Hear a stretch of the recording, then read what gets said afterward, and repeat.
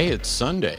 Hey, everybody. Welcome to the Sunday Show. I'm Matt Dillahunty. Joining me this week, the lovely and talented author and a billion and one other things, especially host of The Thinking Atheist, Seth Anders. How are you, man? Hey, I'm good. I'm supposed to have joined the show last weekend, and I think we had apparently when I tried to log in before everything on my end melted down, my face froze on screen for a period of time. I just heard about it after the fact, so I'm all curious as to what happened.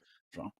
Yeah, it was wild because I could see that there was a delay, there were problems, and I ran upstairs to Arden, and I was like, "Hey, what's going on?" And she's like, "I can't talk," and I was like, "Okay, I will shut the hell up." It's, it's, Um, sorry about that. Yeah, well, and it was my fault because I click, I'm click happy. So I'm like, oh, look, maybe this will take me to a safe spot where I can sit in the background and work out the technical issues. And boom, all of a sudden, I think I it dumped you reset. off the show. It's just It did. sad. The vmix that we use has already had some problems, and so I have a setup here where I've got a Canon XA20 kind of consumer video camera that's running through a Blackmagic A10 Mini Pro that then gets fed in, and vmix won't recognize the camera on its own, so I have to then use OBS to set up a virtual camera. So my setup is a little screwy anyway, and when Mm. you logged in after I'd taken over, vmix just kind of shat itself and Yeah. said, I don't know what camera to use. I don't know what audio to use. Yeah. I'm just going to Yeah. cry and shut down. Yeah. My fault. My fault. But it's good to be here. Everything's fixed. Everything's running. And thanks for having me. Thrilled to get to do a show with you again after a while. I'm glad to fill in as needed last week. By the way, for everybody who's watching, this is one of many shows here on the Line Network, all of which focus on call-in shows.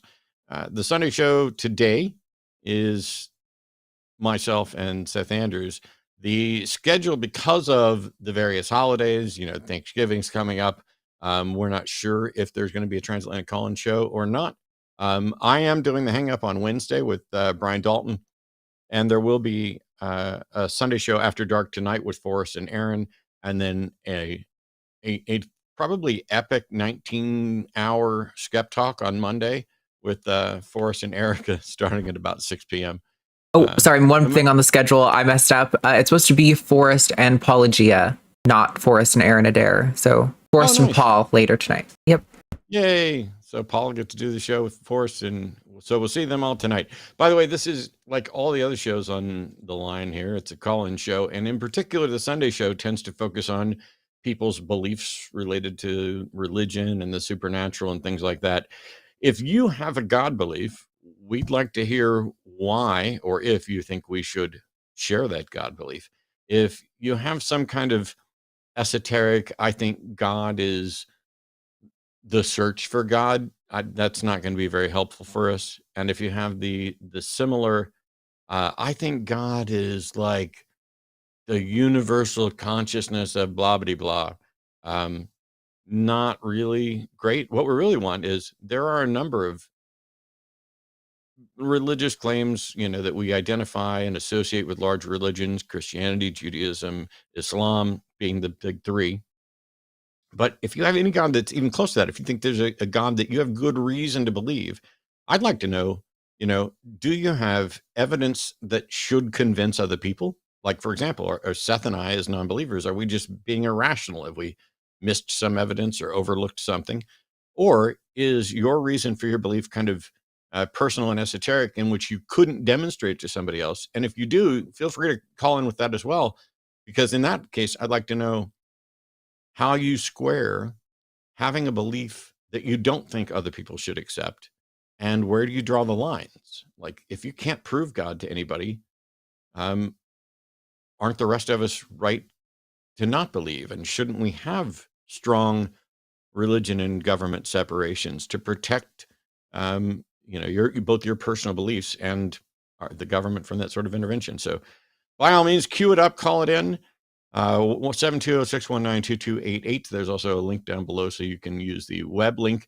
If you call in on the web link, make sure that you tap to keep your phone awake and wake your browser back up, because that'll go to sleep.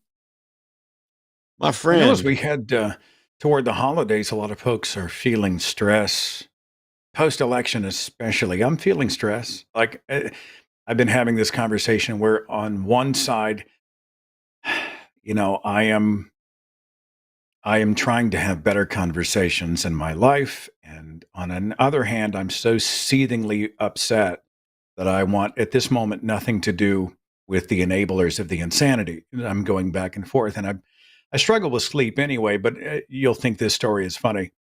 I really have had insomnia. So we were at dinner with a couple of friends, and one of them, she has her medical marijuana license. And so I don't know if it's even legal or whatever, but she's like, she slid a gummy across the table and she said, "Okay, you've been talking about insomnia for a long time. I want you to try this."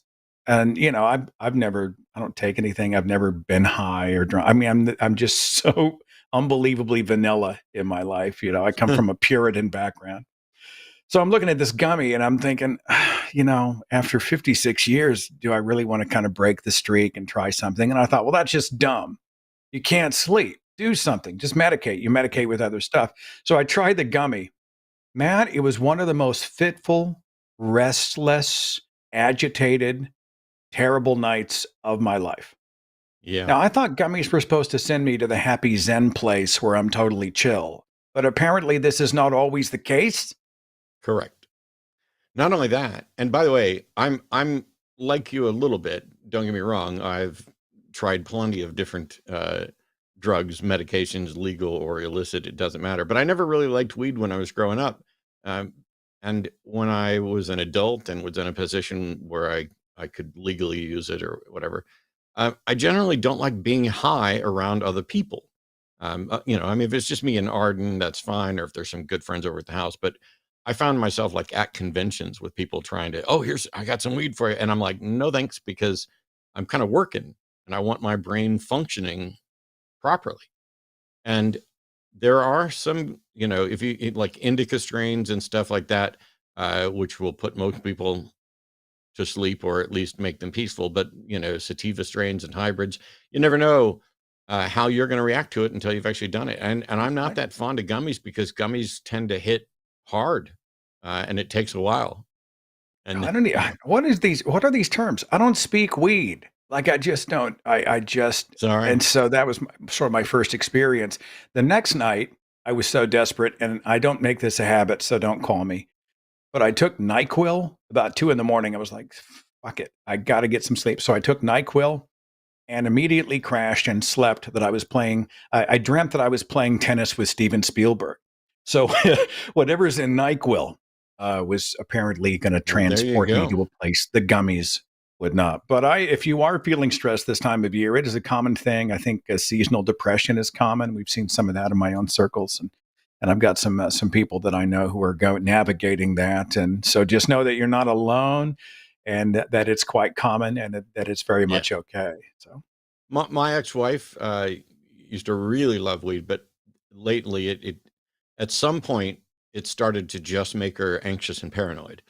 Yeah. And I've heard from a lot of people that depending on where they got it or whatever, or just over a long period of time, it can get to the point where it's, I don't know, anxiety inducing, stress inducing, et cetera. For me, I've got diabetic neuropathy.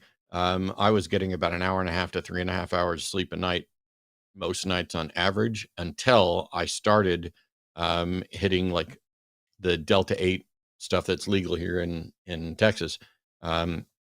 Just, in the evening when I know I'm ready to wind down. And at this point, like Arden will laugh because we'll both take a hit. We'll be sitting here watching something. And the next thing you know, I'm just completely asleep in my recliner for like 30 minutes. I'll just get like an insane nap. But I don't know if it gives me any kind of dreams because I don't tend to remember my dreams almost ever.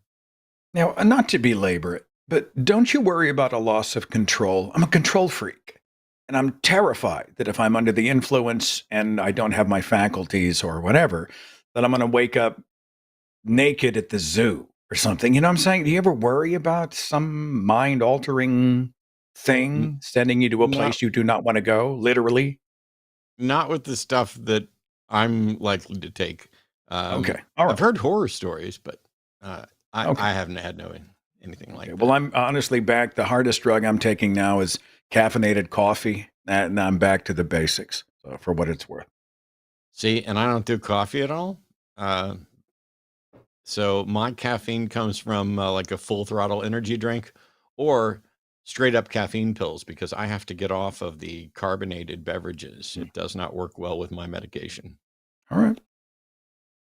Anyway, we have callers. We're going to get to them here in just a minute. We have atheists and theist callers. As always, the theist callers are going to get priority. A couple things to keep in mind. There's a delay. There's a delay between me and you, the caller, and a delay between me and Seth, the co-host, and a delay between both of us in the studio. I'm going to do my best to make sure that we're making judicious use of the mute button without it being overly obnoxious. But if you're calling in with evidence for a God, what's going to end up happening is we're going to welcome you, say hi, ask you what it is you want to address, and then we're probably going to end up interrupting a few times to ask clarifying questions. It's important because if we just let someone run on for a minute, we could spend all that time getting nowhere because at the beginning there's some kind of foundational misunderstanding or whatever. Genuinely, no matter what anybody tells you or thinks, the only thing Seth and I really are caring about here is how can we have the best conversation possible that doesn't end up, I don't know, with mute and yelling and mute and yelling and nobody learning anything. So on that note, we're going to try a caller from Coventry in the UK. It's Amir, pronouns are he, him. And Amir says he has a new type of logical argument providing evidence for the existence of God. So Amir, welcome to the show. How are you? Yeah, really good. Thank you, man. How are you doing? I'm doing all right. When you say a new type of logical argument providing evidence, are you saying that the logical argument is the evidence or the logical argument supported by some evidence? That the logical argument is the evidence, that its conclusion would follow from the premises. All right. If you're ready, I will take notes. Okay, cool. So premise one could go along the lines of saying, a system cannot fully explain its own creation. It requires an external cause or an explanation to avoid circularity. And premise two could be something like, natural processes are part of the universe system and thus cannot account for the system's origin. And premise three is explaining the universe origin requires an external cause or a foundational assumption of self-existence. So we have just two more premises before we arrive to the conclusion. Now, you see, with premise four, the foundational assumptions of an eternal universe face philosophical issues such as traversing infinity. So an infinite past cannot logically lead to the present because infinity has no end. And then you have issues like Hilbert's Hotel. So, an infinite past, it defies coherence as there is no starting point of reference, making concepts like adding nonsensical. And then say problems with causality is an eternal past lacks a first cause, leading to an infinite regress that violates causality. So premise five is the universe cannot logically explain its own creation through natural processes or infinite regress. And so the conclusion is this cause must exceed outside the natural system, be uncaused, and provide the necessary foundation for the existence of such a universe. And that cause aligns with the classical definitions of a God, which is a self-existent, uncaused being that transcends the natural universe. I need weed. Hang on. Sorry. Somebody give me some weed. I need it. Go ahead. I have no idea what is supposed to be new or novel about this other than that you've mashed about three arguments together. It incorporates themes of the contingency argument mostly, but it's a unique variation. Okay. Of how I'm trying to present it. So premise one, the system can't fully explain its own creation. So whether you're talking about like Gödel's incompleteness theorem or something like that, there's I see no reason that it matters whether or not the system itself can offer an explanation. So, for example, let's say that the universe arose from, just for the sake of argument, some sort of multiverse, and we have no way of confirming that. The fact that the universe can't confirm its cause doesn't tell us anything at all about its cause. So the first premise is, I think, kind of irrelevant.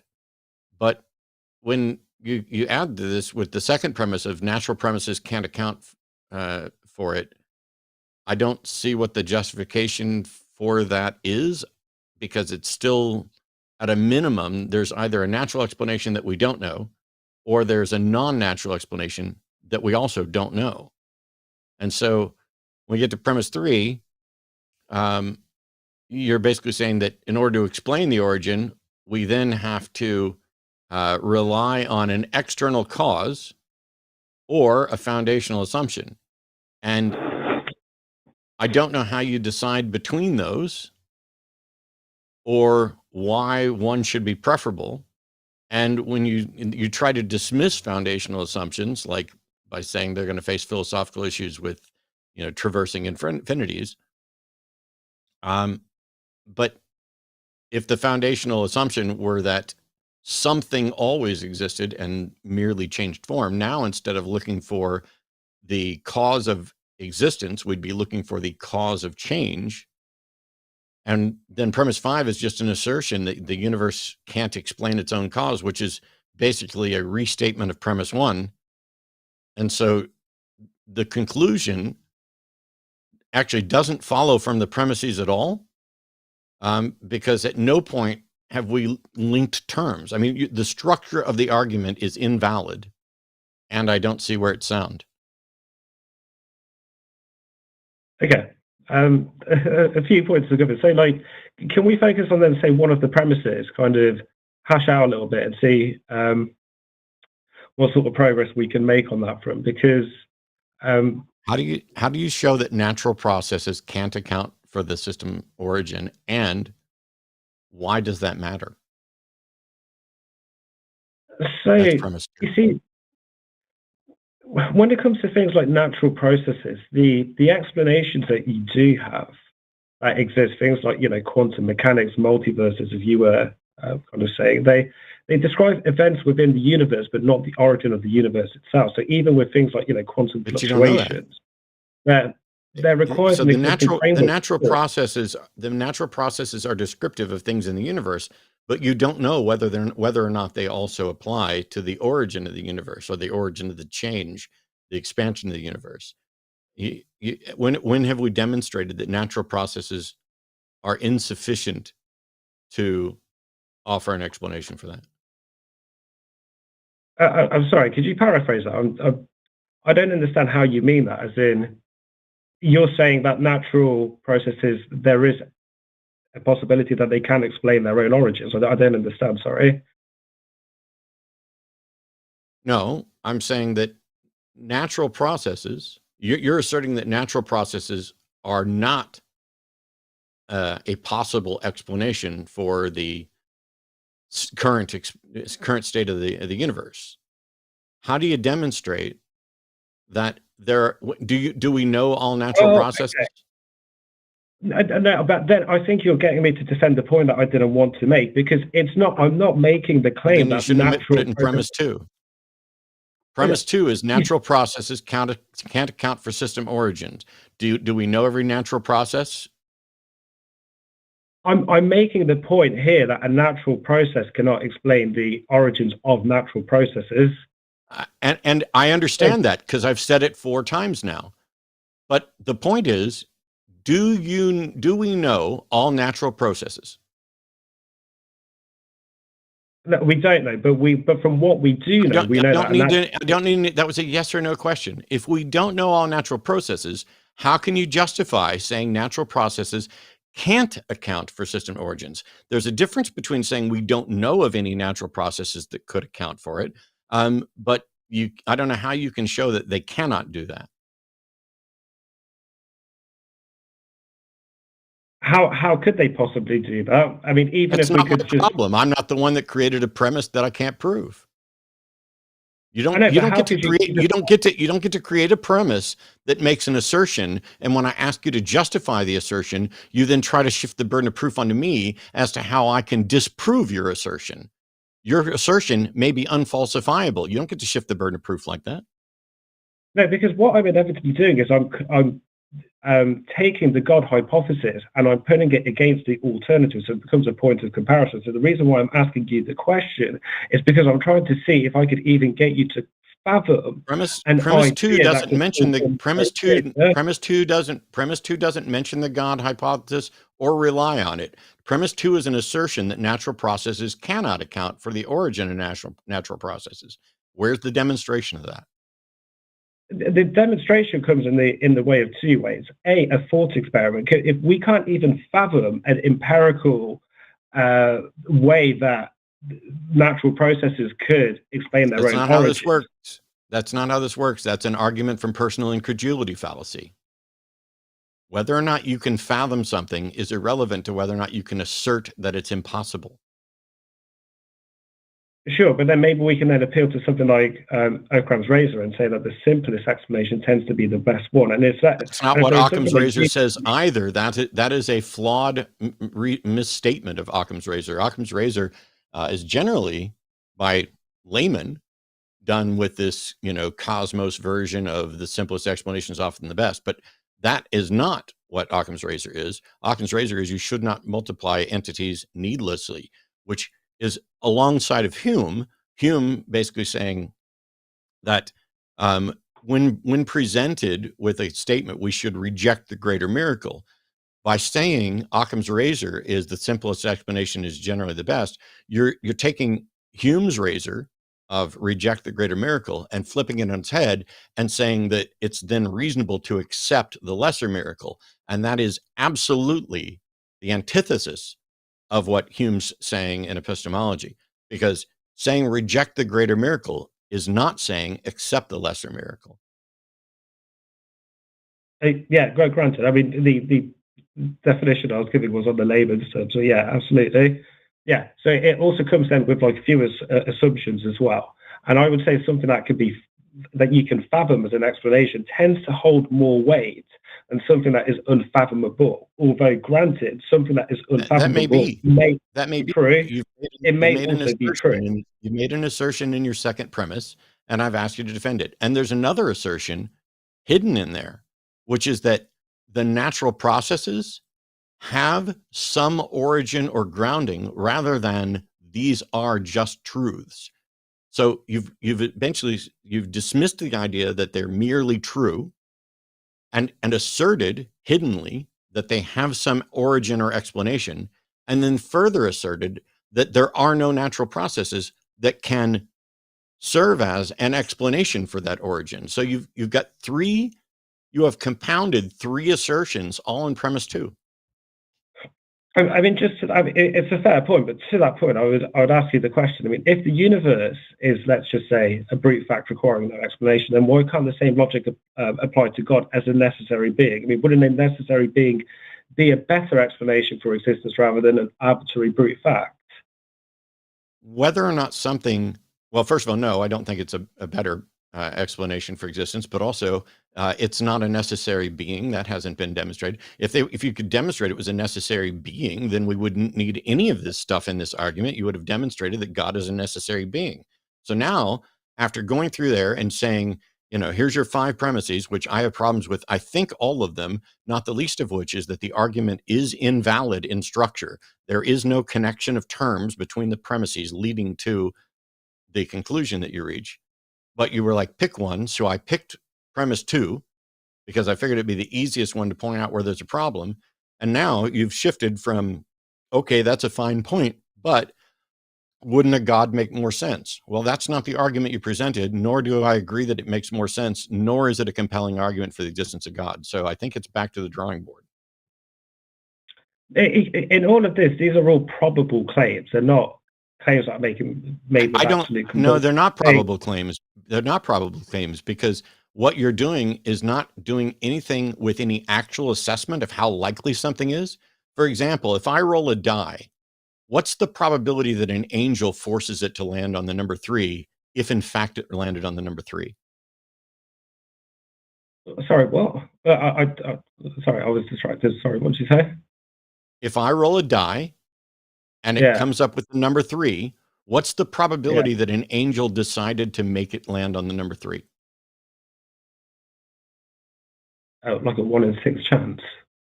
A 1 in 6 chance that an angel forced it to land with the number 3 up? How'd you get to that number? Well, it's taking a 6-sided dice and you're rolling it, and it rolled a 3. What's the probability? Well, first of all, I didn't say it was a 6-sided die, but we'll assume it is. If I take a 6-sided die and it comes up a 3, that's a 1 in 6 chance. But what I asked is, what are the odds that an angel caused that to land with the 3 up?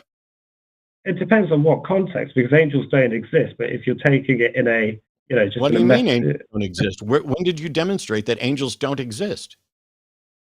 I mean, you can assume that angels don't exist until someone. No, we don't get to assume that angels don't exist, just like we don't get to assume that gods don't exist.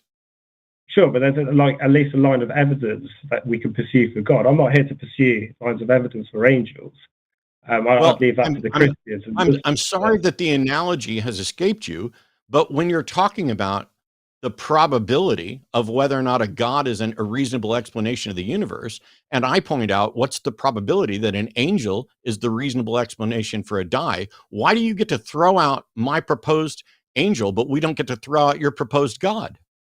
Because when you're introducing an angel, you're trying to link it to premise 2, and in premise 2, we haven't even alluded to. I'm not talking about premise 2 at all. I'm saying you mentioned that a God is a more probable explanation for the apparent order and existence of the universe. And I'm saying, then what, and how do you know? And I used the angel as an example. You can't show, you have no way of saying. So for example, if angels exist and an angel wants to influence a die roll and the die roll comes up 3, isn't it more likely that an angel caused it to land with a 3 up than that it happened on its own? I don't understand the relevance of the question. Okay. I don't care. I've tried. I don't know how else to explain it. Seth, have you got anything on this? Absolutely nothing, except I'm a little hung up on 2 things. First, the idea that nature cannot have explanatory power for nature in any way. It's, it must be super or extra natural, I find problematic. Also, this assumption or implication that it must be a God. Supernatural doesn't necessarily invoke gods. I mean, spirits, non-God entities that exist beyond nature, in mythologies or in our own imaginations. There are so many leaps that we're taking toward God that I have a hard time understanding how we got there in the first place. Much of this is so esoteric that I find myself kind of winking out. So I'm glad you took the lead on it. I was just happy to sit back and listen to the arguments and the discussion that was being presented. Yeah, I mean, I think at the crux of all of this, there's the point that supernatural can often be conflated with things that are, for the most part, nonsensical, like ghost spirits, etc. But what we mean here is not in an irrational sense. It's just Amir, how can you seriously call in and present what you think is a novel argument for the existence of God, and then say that ghosts and spirits and things like that are nonsensical? Because at the core of this argument, we're talking about something that is transcending the limits of naturalism to explain what naturalism itself cannot. Ghosts and spirits are dealing with something else completely. You've made the assertion that naturalism can't explain it without ever demonstrating that there needs to be an explanation or that natural explanations aren't possible. See, you're out there proposing some sort of explanation for something that you cannot investigate or test and have no way of demonstrating, and you're doing it while making assertions about what is possible and not possible, about what is probable and not probable, and while calling things that are consistent with the most common notions of God, calling those things nonsensical. I don't. Yeah, I provided 2 reasons for that. I've first provided the self-referential problem in naturalism, as in if naturalism assumes that all phenomena can be explained by natural processes, then the processes themselves had an origin. That raises the question: can a system explain its own creation? What's the demonstration that they have an origin? Well, we can't appeal to infinite regress because Yes, like we can. It's not. It's only a problem if you're doing a regress. The notion that something is infinite is not a problem at all. It absolutely is. It's absolutely not. There would be an absolute disconnect between that mathematical possibility and empirical reality. How many numbers? How many numbers? How many numbers are there between 1 and 2? Yeah, there's an infinite amount. How many numbers are there between 1 and 2? Answer the question. I have. It's an uncountable infinity. You did not answer the. Okay, I'm going to mute you because this is really frustrating. Because after coming up with an analogy that points out the problems in what you've asserted, I then asked a fairly straightforward question. But you evidently think you knew the answer and decided to not actually say the answer. Okay, so when we talk about Zeno's paradox and other infinities where we are trying to divide and split, there are infinitely many numbers between the number 1 and number 2, but it doesn't stop us from counting from 1 to 2. And people will say, oh, you can't have an infinite regress because if something's been around forever, then it can't have progressed. It basically has to be static. But it depends on the frame of reference as to whether or not, and this is the thing that theists are trying to get around by claiming that there's a God outside of the frame of reference of time. Now, if it's outside of all space and time, I don't know what that means. I don't know what it means to exist outside of time, but it could be outside of our time and exist in sort of a meta time. For example, if there's a metaverse that is bubbling up universes and we happen to be one of them, our local presentation of time and space may be considerably different from the actual time and space that serves as its container.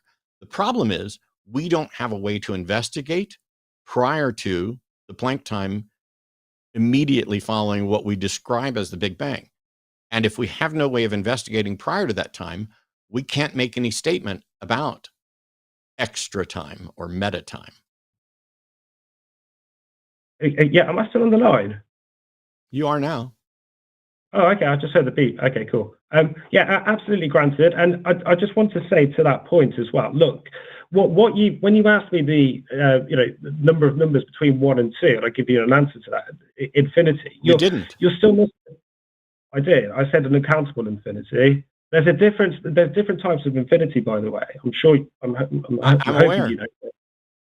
Yeah. So I've given you the more precise answer, which you discounted, and I clarified that twice, but that's irrespective to that. You see, look, in all of this, mathematics operates on abstract and idealized concepts that ignore real world constraints. It's like, perfect Correct. Circles or infinite sets. Yeah, exactly. And so there's physical limits on empirical reality. You've even mentioned yourself things like Planck's time, etc. So to then take mathematical models and say that it could exist in the real world becomes problematic. I don't get it. You always agree with the premises. I'm not saying they can exist. You're the one you're the one that's taking an abstracted perfection and claiming that it is a necessary being. You might as well be claiming that the perfect circle exists necessarily outside of our universe. Yeah, but we know that abstract objects don't have any causal powers. They can't cause anything to happen. So you not only don't know that, but it's not relevant because you're talking about an abstracted perfection and giving it causal powers. We're making a distinction, Dave, from something like a Plato's world of abstract, from something that can actually have causal power, which is a divine creator. I want to know what method do you have for exploring beyond the space-time that we exist within? We don't, which is why we have to appeal to metaphorical. No, we don't have to appeal to any. No, we don't have to appeal to anything, Amir. The correct position is if we are unable to investigate it, we do not have sufficient evidence to reach a conclusion about it. That's the position. Sure, but that's your epistemology. It's not mine. You value it's the most reliable epistemology. It's the one that doesn't allow us to believe things without sufficient warrant. If you admit that you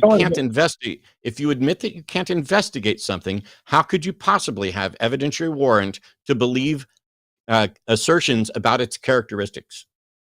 And I think being an empiricist is fine within the realms of empiricism itself. But when you're trying to investigate the root cause of empiricism, you have to appeal You to something haven't demonstrated that beyond any it. such root cause exists necessarily. It may not be No, that but there is a cause. It may not be that there is a cause. It may not be that there is some grounding or foundation for why physics is what physics is. It could just be that's the way it is. Sure, and I hope for the corners as well, because I think we can. Then as long as that's there, you have no argument for the existence of God. What you've done is you've matched up a couple of different things and said, hey, there needs to be some sort of explanation for this without demonstrating that there in fact need be an explanation. No, I have, by the fact that I think that things like infinite regress cannot be possible in the real sense. Once again, we're not regressing. Infinite regress only occurs in abstractions as you're trying to think backwards. There is no problem with something actually existing infinitely or endlessly. There is. The whole basis of my argument was around trying to first allude to the fact that there's not, and you have not solved, you haven't demonstrated that there's a problem to be solved, or that your proposed God solution is the most reasonable solution. Okay, I think that's where we beg to differ in terms of our epistemology. And we can beg to differ all day. All right, let's do it then. Demonstrate that there needs to be an explanation, an origin explanation for the laws of physics. And can I just make a footnote in order? Oh, you can answer that question. I am answering the question in a roundabout way. I don't think so. Dude, can you just hear me out? It's like 1 minute. You can answer my question. I let you give your entire argument. I went through and I pointed out problems with it, and you just keep going, but. You have no evidence for God. You have no evidence that there's even a problem there to be explained. I've put this down on a few things. It's explanatory power. The first cause, explains why there is something. You need to demonstrate that there's something that needs an explanation before you can start talking about explanatory power. But I'll tell you this, God has no explanatory power. You cannot explain a mystery by appealing to a bigger mystery. Yeah, look, it's claiming the universe is some sort of brute fact that is just arbitrary and unprovable, whereas something like a self-existent God, it provides a more claiming that the universe is not a brute fact is something that you need to demonstrate. How can you do that? By appealing to God as a more coherent explanation, because God's nature. So your demonstration that the universe is not a brute fact is to appeal to God as a better explanation. That is absolutely fallacious. That is, you are there now. You have just assumed the very thing you are trying to build an argument to prove. But it becomes an aggregated argument, because when you refer to something like I don't need an aggregate to the argument. I need you to stop making fallacious arguments. We're going to move on now. Thanks, Amir. Okay, thank you. All right. I must be just cognitively limited. I wasn't tracking for most of that. I heard vowels, I heard consonants, but I didn't hear coherence. And I think maybe it's my fault. And it brought to me a thought. I remembered a website that someone brought to my attention called The Wisdom of Peterson, because I thought I heard some Jordan Peterson isms in there. These sort of ostensibly lofty sounding word salad type things that they have a lot of syllables, but they don't make a lot of sense. So I pulled up the website just so I can participate. Here is my Wisdom of Peterson ism. The mythos differentiates into a symphony of sensations. That's what I've been hearing for the last 25 minutes. That's all I've heard. Maybe it's my fault. Another one, mythological truth is transcendent of potential truth. That's what I've been hearing from Amir for the past 25. That's a completely different category. Amir had Amir had a collection of ideas from contingency arguments and first cause arguments and dealing with infinite regress. There was nothing at all like the metaphorical substrate of Jordan Peterson there, but well, when I hear, it still gets to. We cannot use an explanatory power of within nature to explain nature or to understand nature properly is kind of what I was inferring. And that premise seems flawed. Am I wrong?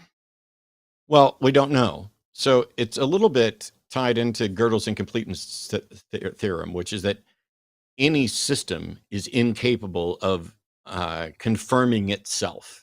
So mathematics is incomplete. Basically, all of his things are like, everything is incomplete. I don't think that the foundation of logic is remotely incomplete.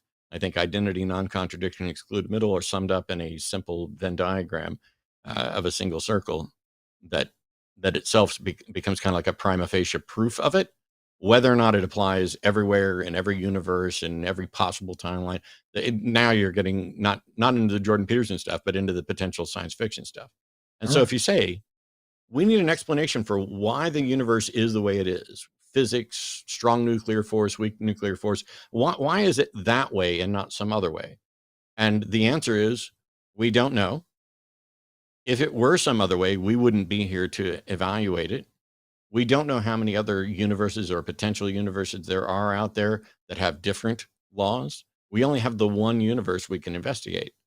And that really frustrates some people because they really wish they had an answer and that they had some sort of guarantor. Like, if you have a moral opinion and it's just your moral opinion and I have one that's different, the view is that we're now at an impasse. But if you have the absolute guarantor of, morality, all of a sudden you get to be right. Same thing as if we're taking measurements and you can appeal to universal standards of weight and measures. And I have a ruler that I made in my garage just by drawing lines on it. And, my measurements are coming up different from yours. It would be nice to have an absolute standard. And we do for a lot of things. And so some people would like there to be an absolute standard for reality and why it is the way it is. Yeah, but as an activist, for me, I found myself checking out when we get into this sort of abstract, deistic first cause. There must have been a God that spun the cosmos into existence and in some way, or at least to some degree, ordered everything all around us. And then what? Became the deadbeat dad that we cannot see, hear, taste, touch, smell. And I think to myself, well, these are perhaps, they're nice conversations for navel gazing, but for me, part of me thinks, do they matter? Maybe they do, but I have a hard time taking those arguments personally. I just can't connect in my heart, in my gut, and with this idea that there was a God somewhere in the abstract. This will probably be a slightly different take then, because George is calling from Washington. Pronouns are he, him. George is a theist who said he went to church and have a feeling of God in his heart was fantastic. How could we deny God's existence? Hey, George, how do you know that what you felt was God? I was told to just let you guys be because I'm not going to be able to get through to you, but I guess I'll try one more time. I'm sorry. So if you want to ask me how I know something, yeah, go ahead. How do you know that the feeling in your heart? You're talking about, yeah. Why, George? Why, George? Why, George? Okay, I'm going to mute you. I don't know why this is so difficult. Last time you tried to get me with a gotcha on pain without realizing that you were arguing an equivocation between pain as an actual thing and my pain, which is separate. I'm asking you, you said, it says here, you went to church and that having the feeling of God in your heart was fantastic. And the question that I've asked is, I'm gonna wait for the beep. How do you know that the feeling that was fantastic was God?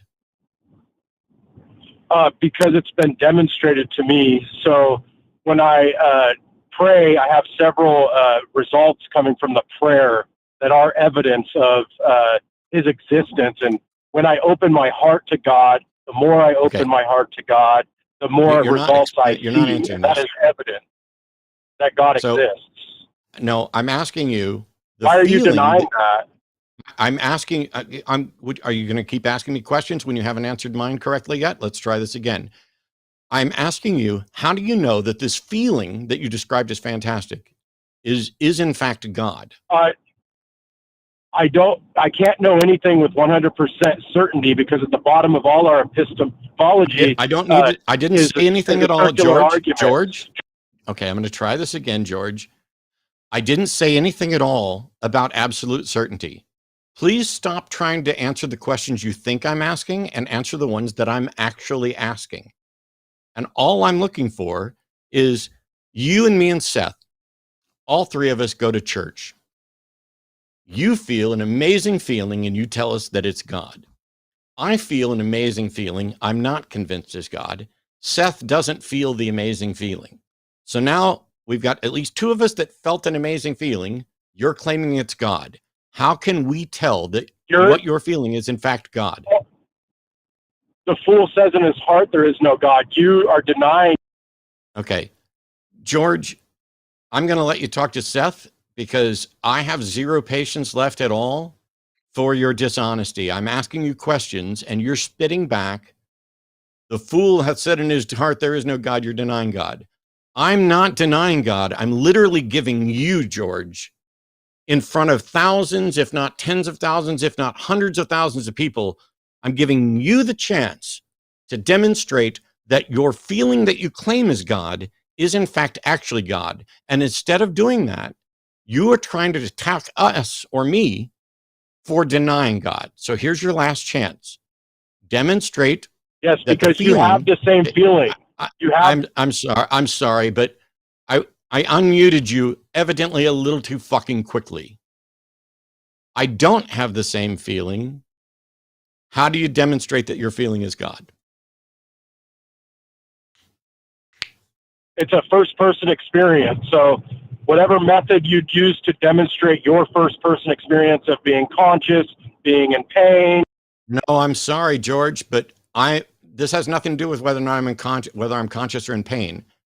You are asserting that you know the origin of a feeling is external to you and is in fact the God of the universe. What method can we use to verify you are correct? My first-person experience. I am conscious, and I can feel. I'm sorry, George, but your first-person experience is separate from your interpretation of that experience. What you are experiencing is a good feeling. You are interpreting that good feeling as this is a good feeling from God. What we need is what is your justification? What is your justification for that interpretation of that experience? Not only is it a good feeling, I start almost crying profusely. Okay, you're going to make me start crying profusely. Go ahead, Seth. Have at it. Well, my first thought is it's more than a feeling. When I hear that old song they used to play, I begin dreaming till I see Marianne walk away. That's fine, but you can't compare that to God. That's a category error. You can call it whatever you want, make whatever noise. No, actually, it's a Boston song. I'm sorry, I was being cute. So let me ask you this: you and I are sitting across the table. I'm a devout Muslim. I had a profound personal experience. Allah appeared to me, resonated in my heart, spoke to me in a voice that was audible. I mean, it wasn't just in my brain. I could actually hear Allah's voice, and I am absolutely convinced. And I think really you're convinced as well. You're just in denial. And you're a closed system. You're not even listening to me, so you're not going to change your mind. How would you respond to that person who made the claim about Allah? So that evidence would point to theism being true. So we'd have to first use that feeling points to theism being true, and we have to narrow it down to figure out where the evidence points. And the evidence points to the Christian God being true. That's I'm sorry. If you are God being true, if you're pitching the Christian God, that's theism. So I want to know why your theism, that is a personal experience, encounter that no one else can see, hear, taste, touch, smell. Why is that theistic experience any more valid or credible than my Muslim theistic experience? It's not. It all points to theism being true. There's something more going on. It points to the same thing. Okay, hang on. Hold on. So theism then, in regard to any God, spin the wheel, whichever God it happens to land on, as long as it's a specific God, a personal God with a proper name. You can make whatever noises you want. You can call it a leprechaun. Forrest was dishonestly asking for evidence for leprechauns, even though he doesn't believe in leprechauns. It's just dishonesty. You're not being genuine. You have to be genuine. That God would know better. Leprechauns aren't gods. I'm not exactly sure how we took the streamer there off of the lightning bolt. So let's come back. Why would a personal experience for you in relation to the biblical God with a proper name, why would that be true? Yes. Right?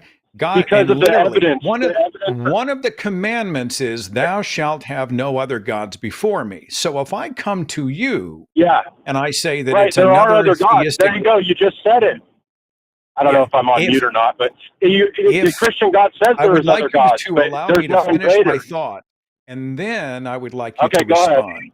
Let's have a conversation. Okay. We're all adults in the room. All right. If your God is the one true God, is that the claim you're making? The Christian God is the true God. Yeah, but those are just noises you're making. It's about a more powerful feeling within yourself, within your heart, within your person experience. It doesn't matter what noises you make. Using letters of the alphabet to communicate, which is what I do professionally. So I would like to then ask you, if you are saying that someone else and their theistic God is kind of the same thing, because the Old Testament 10 Commandments reference other gods, therefore what, you're a polytheist and yet your God trumps the other gods? Help me understand. Yes, that's what the evidence points to. That's what I think. Which yes, evidence? The Christian God. Which evidence?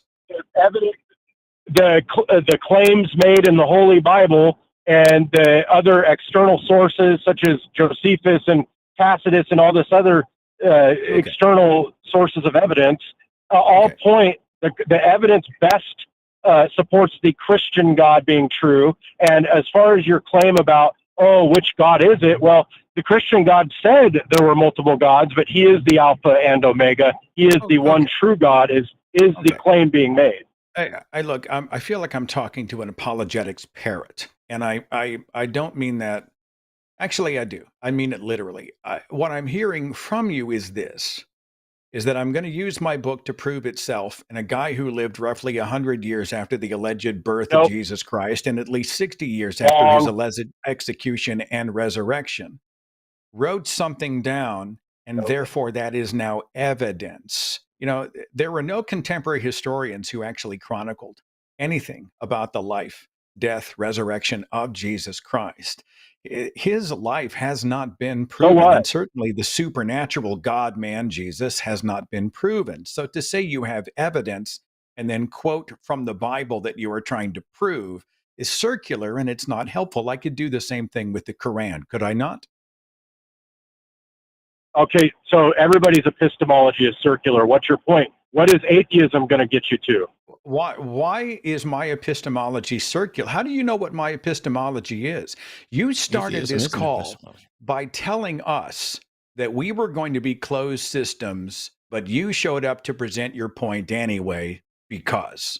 I mean, you have spent the entire call telling us who we are, what our epistemology is, how we think, our reasoning, etc. You've made monumental presumptions. That is not a good faith interlocutor. The Bible predicted scoffers and angry people and sinners in the last days. The last days are also demonstrable. Look, as abrupt mass extinction can be demonstrated. We're heading towards abrupt mass extinction. And George, the Bible also said that humankind came from a dirt man and a rib woman, and that donkeys spoke Hebrew, and the earth has corners, and people live to be 900-year-old. That's just metaphorical. And that a God impregnated a teenage girl via ghost sex, and the entire LSD trip of the book of Revelation. See, you're not being genuine. You're not being sincere. God sees right through it. Hey, Matt. Here, George. I'm going to mute you for the rest of your life. Thank you for that. I found myself.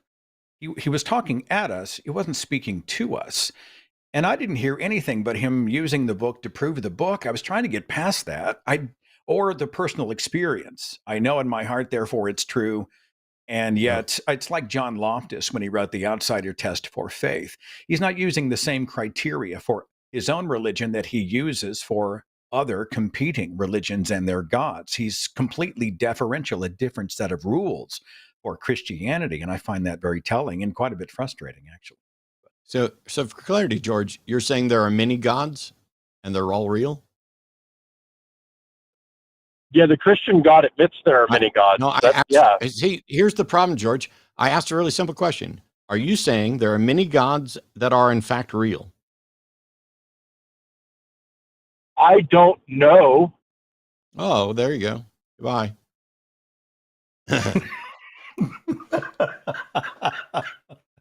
Took a long time. I don't understand. I'm using the same rules that he was using, Matt. I was setting up the same scenario that he was using.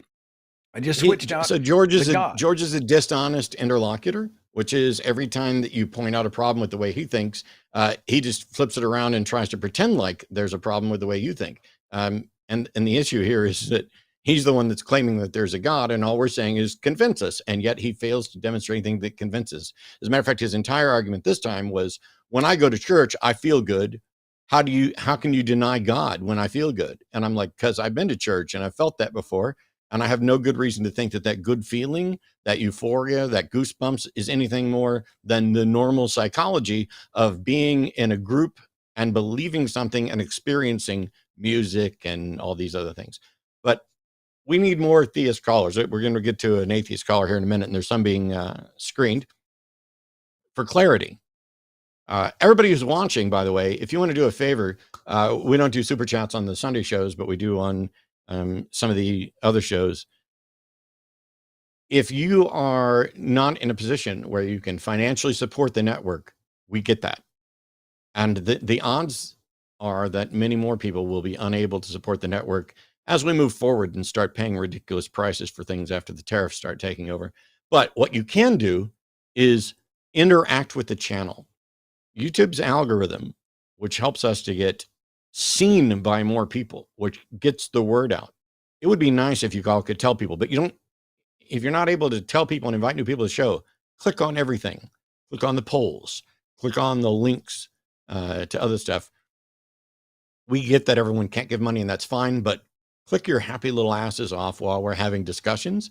And that's a big help for the channel as well. And if you're a theist calling in, all we're really wanting is for you to explain to us how you know or why you are convinced that what you believe is real and true, and why we should be convinced. That's it. If you listen to the last call with George, and probably every call with George doesn't present anything at all that he can confirm and show is a sound epistemology. And then he doesn't present any attempt at evidence that would be consistent with the sound epistemology to conclude that God. Look at what he was doing this time. Oh, I feel a fantastic feeling. Okay, how do you know that's God? Well, because I had prayers that had specific results. Okay, that's not an explanation as to how you know the feeling is God. But also, now we have an extra issue here, which is how do you demonstrate that when you prayed, it was actually answered by God? I mean, considering that God could say yes, no, maybe, later, whatever, the fact that you prayed for something and something happened doesn't in any way demonstrate that there's a God. And when we put this to the test, when we've tested intercessory prayer, it performs at the rate of chance or worse. When people know they're being prayed for, in intercessory prayers on heart patients, for example, as the study done by the Templeton Foundation, those patients do worse. If you can't come up with a way to distinguish the God that you think is responsible for your feeling from eating poisonous food or taking some drug or just having a weird experience that has a natural explanation, I don't know how to interact with that. I don't know what to do.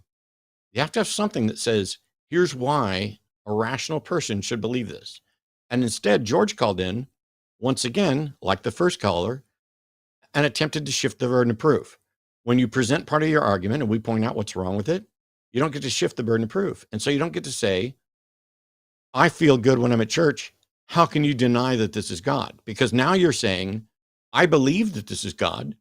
You need to prove to me that it's not. And that's not how the burden of proof works. You need to demonstrate that the conclusion you've reached about your feeling is the right one. He accidentally kind of nudged a door open that I found interesting. I was narrating the audiobook for Dr. Joshua Bowen about it's the Atheist's Handbook to the Old Testament. There are 2 volumes, and we were talking about that command, thou shalt not have any other gods before me, as an indicator that it was a highly superstitious time and a time where polytheism was common. And there were other deities. And so Yahweh at some point for many was, my dad can beat up your dad. Yes, there are other gods, but my God is better, which is something that was common between cultures. Oh yeah, your deity is this. Well, my deity is that plus 10 kind of thing. And I found it is interesting to see the way that command is written. And then you get into the genre gods, the gods of the elements and the gods of this, each of them having a different purpose. You pray to each one for a different reason. And Yahweh was actually sort of, conjured, for lack of it, borrowed in many ways from similar deities who had the same characteristics. And yet he was positioned as the end all God. Thou shalt have no other gods, because Yahweh is the one. He's the big guy. I found that interesting. So. All right. We have a call that, hopefully this is fairly straightforward, but I might not be the right person for this. Grant's calling from Alberta. Grant's an atheist, prone to him, wants to ask a question about existence and photons. Hi. Thanks, Matt. Seth, glad to be on. Hey. So I've heard you make this argument, Matt, quite a few times, and basically the gist of it is, if something can exist for no seconds, is that the same as not existing? I think you've made various references to that respect. Sure. And I've never heard you address light in that argument at all. And near as I can figure. So what I have been able to find out is that light does not experience time. No. Photons, our current understanding is that photons do not experience time. That doesn't change whether or not photons exist, because it's the frame of reference. Whether or not a photon experiences time is independent from whether or not we can observe photons within time. Like, we know it takes light 8 minutes to get from the sun to Earth. Whether or not the photons experience time individually is completely separate from whether or not photons are transmitting that energy that is observable over that 8 minutes. Okay, yeah, it was just something that I had never heard you address before. I didn't know if you had thought about it. Because I'm not a physicist and should probably stay out of that lane. Okay, yeah, because just from my point of view, it sounded like, well, if something can exist without experiencing time, is that the same as being outside of time? I have no idea. I don't see how that's outside of time when we are literally interacting with light right now. Mm-hmm. We can and I measure think it. that would. Sorry.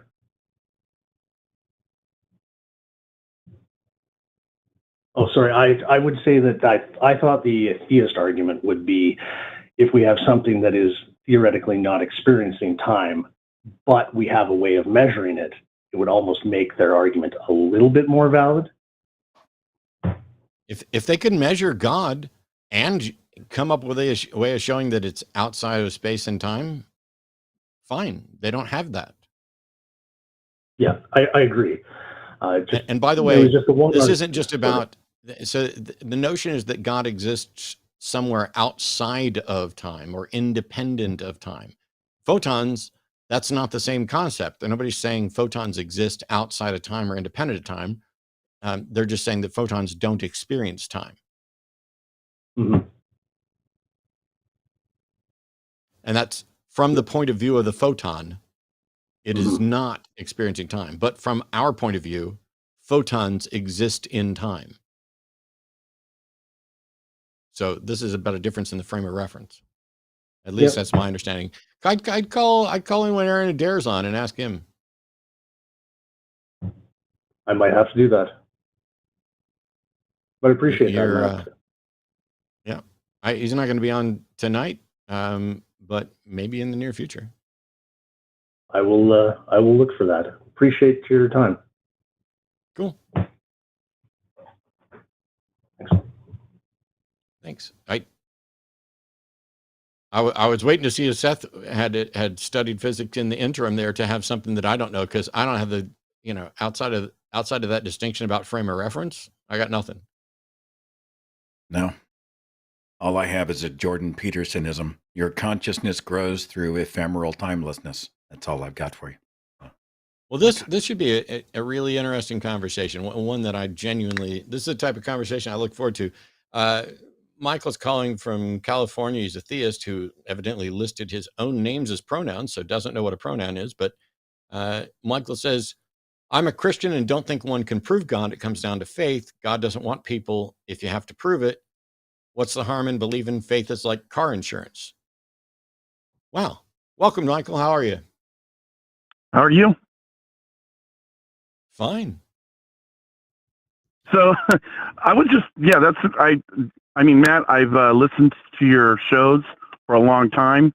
Actually, I believe in what you say as far as, my personal opinion. A lot of people won't agree as a Christian, but at least with me, I do not think you can actually prove the way an atheist wants to prove that God exists. And to me as a Christian, I don't think particularly, God really wants people to have to prove that he exists. I think he's looking for people that want to have faith. And why? And so is there any claim that someone couldn't believe with and just say, I'm taking this on faith? What do you mean? I'm not quite understanding. Okay. I could just say, I'm going to take it on faith that God is real, right? Mm-hmm. Can I just take it on faith that 5 other gods are also real? Well, if you believe in the Bible, it does say that there's other. No. You don't. No. If you have faith, that's what I'm asking specific questions, and I'm pointing. You're going to a bias that doesn't exist. I asked. You can just believe that God. You can just believe that God exists based on faith, right? And you said yes. And I asked, can I also believe that 5 other gods also believe and base that on faith? If you're convincing and you have faith, this is a yes or no question. Well, no. I think your faith depends on what you're reading. If you have faith in what you're reading, nope. You see, you just described it. You have faith in what you're reading. Faith is not what you're reading. Faith is the confidence that you have in the conclusion you reached based on what you're reading. Because it's not a good reason. If I read a book, Matt, I don't need you to read a book. I need you to answer my question, which is, if it's okay to take God A and believe it based on faith, is that also okay for God B, C, and D? If you have faith in what is bringing your faith to it, and that's what you believe in, you have faith in it. Sure, no, Michael. It all comes down. It all comes down to. Based on you, Michael, I'm now believing 3 gods, and they're all equally justified, and they can't all exist. So how do I resolve that? Well, the Bible. Well, if you have faith, which I do, and my faith comes from the Bible. You don't need to reference the Bible at all. I'm saying, is it possible for me to have faith in something and be wrong? Sure. That's why I asked you. Stop talking. When I ask the question, answer the question you're asked. It's for a good reason.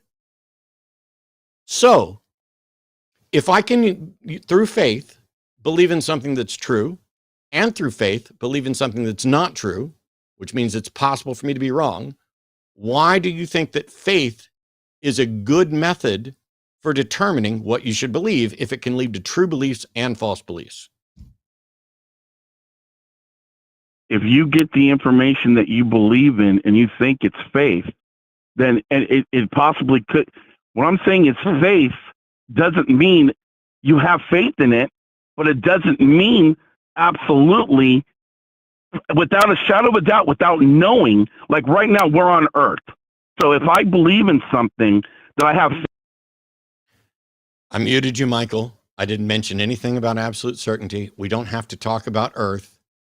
The point here is that if you believe something based on faith, and you could be right or you could be wrong, then what is the method that we use to tell whether or not you are in fact correct?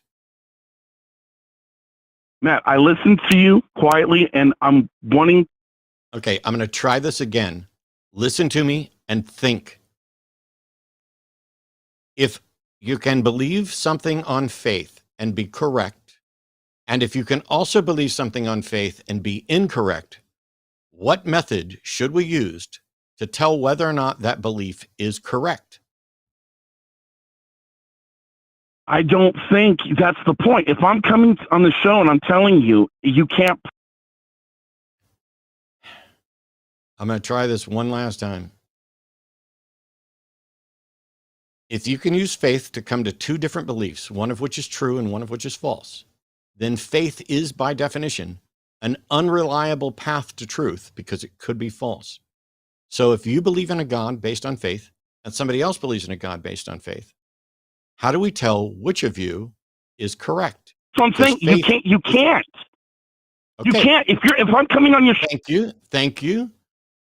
I don't know why you're so irritated.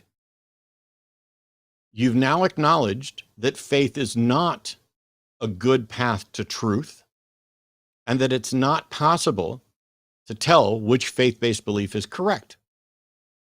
So, why then do you think God wants people to believe based on a method that isn't reliable?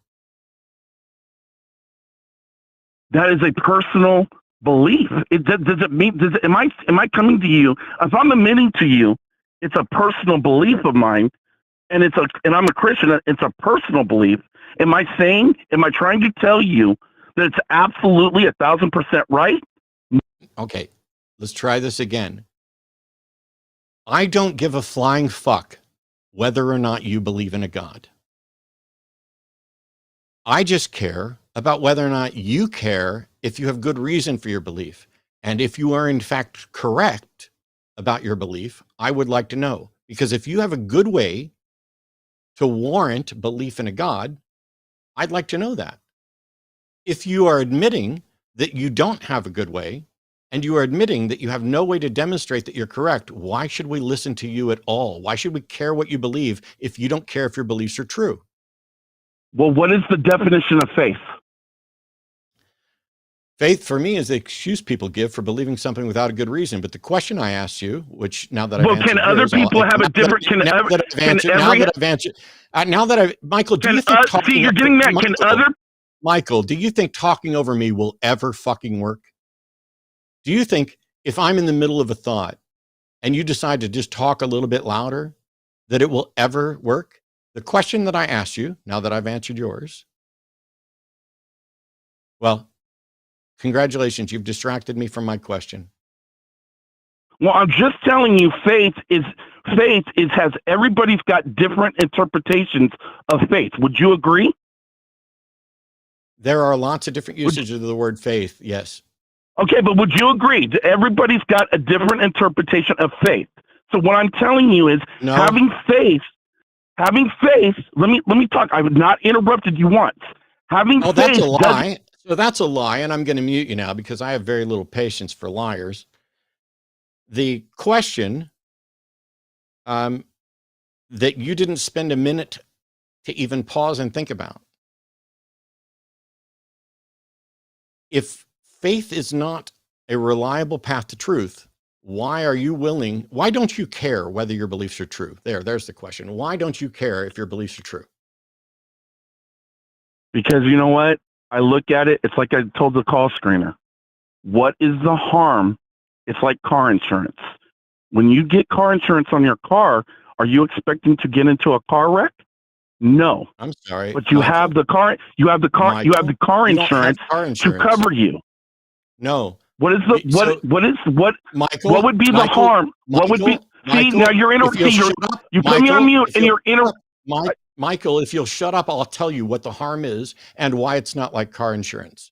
If you buy car insurance from Geico, is that the same as buying car insurance from Jim Bob down the street? I'm not going to buy unless he's an insurance agent. I'm not going to buy from him. How do you know? He's going to have proof. He's going to have proof that he is a sales rep for the company or his company. He's going to have licenses. And his companies, there's going to be evidence, right, that points you to which car insurance company it is, how reliable they are, and exactly what kind of coverage is there. All of that is evidence. Yeah, but I'm getting. And hang on. And all of that is evidence that all of us can see and interact with, right? You're right. Well, so where's that evidence? Where is that evidence for God? I don't even know why you're asking me that. I came on the show and I told you. I know you don't know why I'm asking you that. That's because you have no understanding about how one should go about determining if their beliefs are true. And I came on your show with a different approach. I came on your show. It doesn't matter what approach you came on with. I agree. This is the approach. I absolutely. It doesn't matter. It doesn't matter. See, you're never going to be able to talk over me, ever. But it doesn't matter if you came on with a different approach. If you can't demonstrate that your beliefs are correct, what use is there for us to keep talking? When I'm asking you, what is faith bad? I'm sorry. The question I asked is, if you can't demonstrate the truth of your claims, why should we keep talking to you? Well, was I trying to prove my claims, or was I trying to tell you this is about faith? If you can't prove your claims, why should we keep talking to you? All right, Matt, we're done. Question. We're done, Matt. We're done. Bye. Yep, we are. Bye. He must be fun at parties.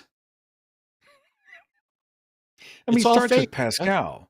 I just don't get that. You know, he's playing a poker hand, and that's good enough for him. And he admitted it right off the bat.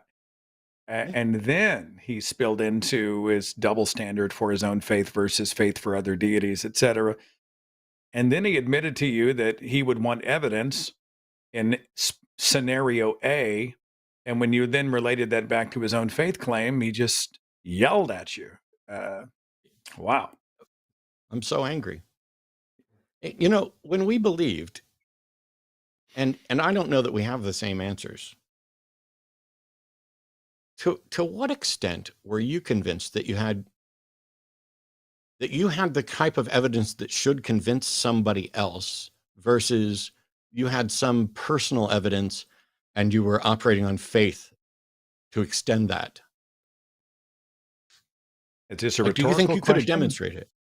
Or you? Well, I mean, there's Are you plenty asking? there's plenty of theists that I knew who thought they could demonstrate that God was real.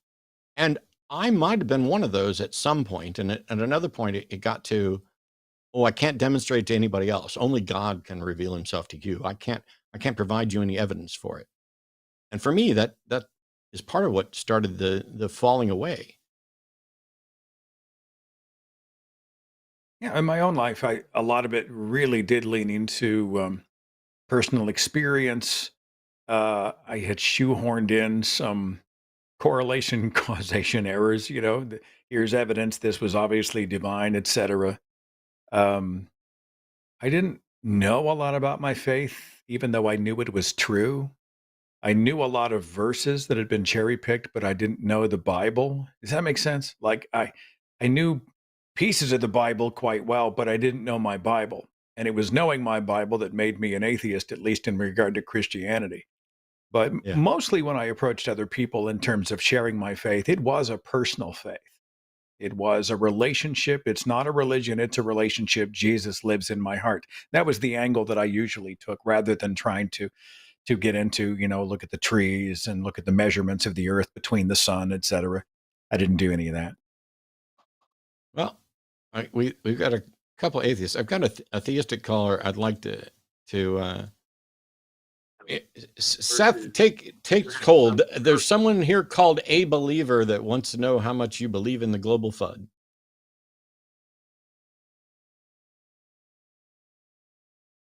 Hello, a believer? Are you there? Hello. Hello. Hey, you're on the air. Hi. Hi. What can we do for you? What would you like to talk about? Okay. We would like to know, how much do you believe in a global flood? How much do I believe in well, I don't believe there was ever a global flood, and that's based on an overwhelming avalanche of geological and meteorological evidence that say it not only did not, but could not happen. Okay, I would like to challenge you to a debate for $1 million. If you win, I pay you $1 million. I'm going to need to see some bank statements. Like, before I agree, I need to know that you're in the seven figures and can make good on this debate. Yeah, the way to challenge any of us to a debate is to go over to our primary website and fill out a form requesting a debate. If you want to just talk about the issue, you can talk about that here and now. I use the money. I want to know. Right. I want to know whether you're willing to debate for money. I debate for money for a living. It's my job. I've been doing it for 20 years. Would you be kind enough to would you be kind enough to offer up a few of your debate points in advance? I mean, I am curious. What are your proofs? What's your evidence for the global flood? Oh, that will be determined by the debate. Okay, well, this is not the forum for that. So if you're not willing to have the discussion here, we're just going to let you go. And thanks for wasting our time. Well, since you can't stand for your belief, that will be fine too. Since I can't stand for my belief. So you're calling in to one of the most prolific debaters, both in call-in shows and in live debates in the history of atheism in the modern world. And you're going to pretend that after I told you exactly what you needed to do to schedule a debate so that I could defend my views, when actually you're the one that has the view that you're going to be defending, which is the notion that a global flood occurred. And now you want to pretend as if I can't or won't defend my beliefs. I can pretty much guarantee, shut up. I can pretty much guarantee A Believer, Mr. Pseudonym, calling in to absolutely do nothing but waste our time, that you would not fare well in a debate with me. Goodbye. Can you? Nope, I can't. Did I hear you won't debate me so I win? Because I was catching that vibe. It was very much yeah. And $1 million. I mean, I'm not sure. I'm trying to think of the last time I met an independently wealthy layperson apologist calling these types of shows. I feel rather honored. It's sadly, weird. I would have to do it. You would have the debate. I love the global flood story. It's funny when people talk to me about the Bible, and if we are getting into, the points, the specific issues, I don't start with Jesus. I don't start with Adam and Eve. I always start with Noah's Ark because it's a gift to the counter-apologetic. I mean, it's just a gift. There's so much wrong with it. Not only is it debunked by geology, meteorology, all credible scholarship, but the story refutes itself. I mean, the story itself is impossible. And so to be able to go through point by point by point is actually, for me, it's kind of enjoyable. And there's a lot of utility in going after the global flood story. And then we can tie it into the other earlier Sumerian legends, beyond Epic of Gilgamesh, etc. And how these were, again, back to genre gods, and most of these deities and faith traditions had a flood myth. And it's not that they were stolen; it was just part of the culture. It was almost expected in many areas of that region. I don't know. It's interesting. Noah's Ark has always been kind of fun for me post Christianity. Yeah, it's an interesting one because there are a number of Jewish and Christian scholars that tend to view the flood narrative, despite the language to like flood all the world. They view that as kind of like hyperbole for a local flood that took out, a particular region. And if you have a local flood, well, it's not nearly as impressive, and nor does it need a particular explanation, because weird things happen. But to flood the entirety of the earth, there are a number of different proposed creationist ways, like there's a vapor canopy or a runaway subduction, but there is no creationist model that can both account for that I'm aware of. Happy to debate you. I want you don't have to do it for $1 million. For $1 million, I would debate anybody on the planet, including actual fascist pieces of shit who I said I wouldn't debate again. I mean, $1 million that could do wonders for the line and the mission, and maybe even get me out of debt. And who knows? But like, if you look at the claim of the potential for like subduction, even those models don't work. Even if you only look at the science, you'd have to change like the viscosity of water, all kinds of. I mean, it requires some sort of miracle. And if you set aside the science and just look at the history, you now have ancient civilizations that are moving along at a particular pace, and then there's a global flood that none of them seem to notice, and then the floodwaters recede, and then we're interacting with those same civilizations again. It's preposterous. And oh, dude, one of the best ones I ever heard was from this online apologist. Nephilim Free was his name. This must have been 12, 13 years ago. And he claimed that the craters of the moon were created when water ejected from the force of the flood on Earth, flew through space, and struck the moon. And this is why the moon has craters today. I mean, it was just awesome. It was just an awesome That's like the origin for Silver Surfer or something. We shot a beam of water from Earth at the moon many, many times, which is why there's craters. Yes, Galactus's herald was there during the global flood. For me, it's funny you mentioned that Noah's one of the ones that you go to because the flood story has its own absurdities. But you and I have both gone through and done a number of different, look at all this crazy shit in the Bible stuff. Even the first talk that I did, actually all versions of the talk that I did in Australia were kind of along those lines. In addition to the flood, there's the sun standing still in the sky. There's, wow,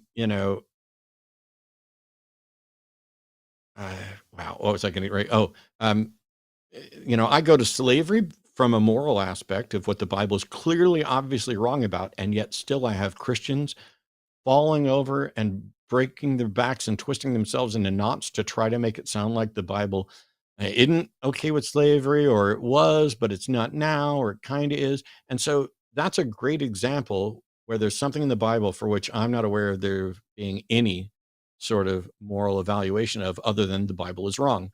And Noah's flood is one of those along the science, as is the entirety of the creation story. It doesn't get the events right. But, the potential cures for diseases where you've got to kill a bird and drain it out over moving water and doing this and all of these things. It's not enough to just say, hey, these were written by ancient people and they got it wrong. That's fine if you're just talking about a storybook. But if you're talking about a book that's supposedly inspired by the all-knowing, all-powerful, sustaining creator of the universe, then there shouldn't be stories in the Bible that are obviously bullshit. I mean, and there shouldn't be anything that's particularly confusing. It should be straightforward. Like, if I was God and I had a message for everybody, not only would I not reveal it to one group of ancient people who write it down in a language or languages that change and die out, but I would have had that message be clear and updated and revised. There's no reason to even try and hide any of that. You just interact with the people you're supposed to care about. Why isn't God interacting with us, Seth?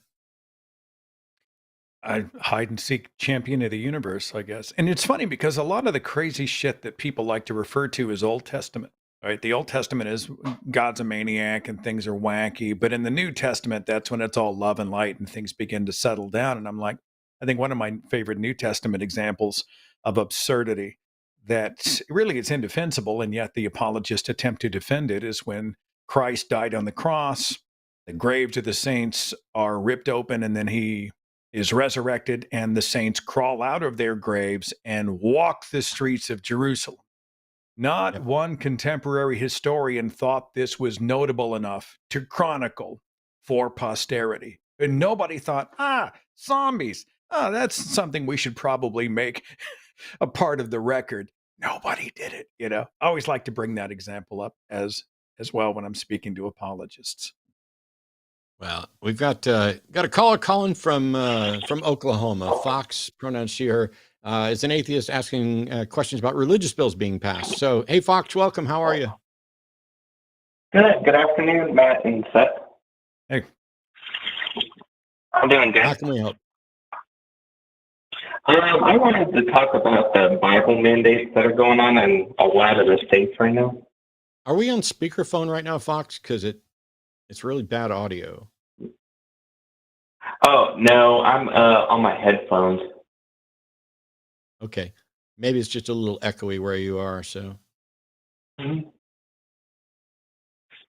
So, yeah, I want to talk about the mandates in the states for the Bible. Like which one? The one in Oklahoma? Oklahoma passed one, Texas passed one. There's a bunch of other states that are working on passing them. Well, it's not so much a past thing. Seth, do you have details on the Oklahoma one? Well, we're navigating a few. Ryan Walters is our superintendent of public instruction. He has been with limited success mandating the 10 Commandments in classrooms. The Oklahoma Supreme Court came after him on that, which was nice, but he did it under the guise of religious freedom. Of course, it's about Christian privilege. And now he has mandated that there be Bibles in every classroom. Specifically, he ordered Trump Bibles, which I found interesting because you can actually go online and get the entire Bible for free.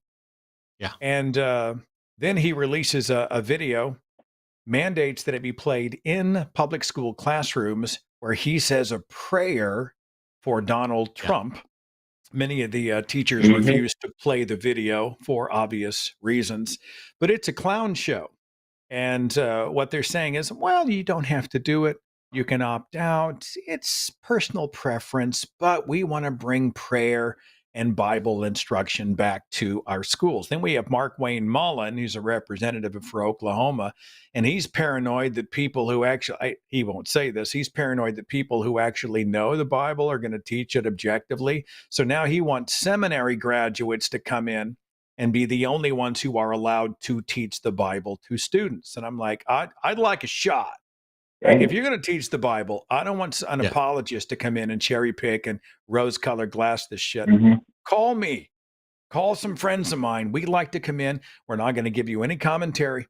We're not going to give you anything other than the nuts and bolts, the A and B, the black and white, ink on paper stories themselves. Please allow me to tell the students what's in the Bible.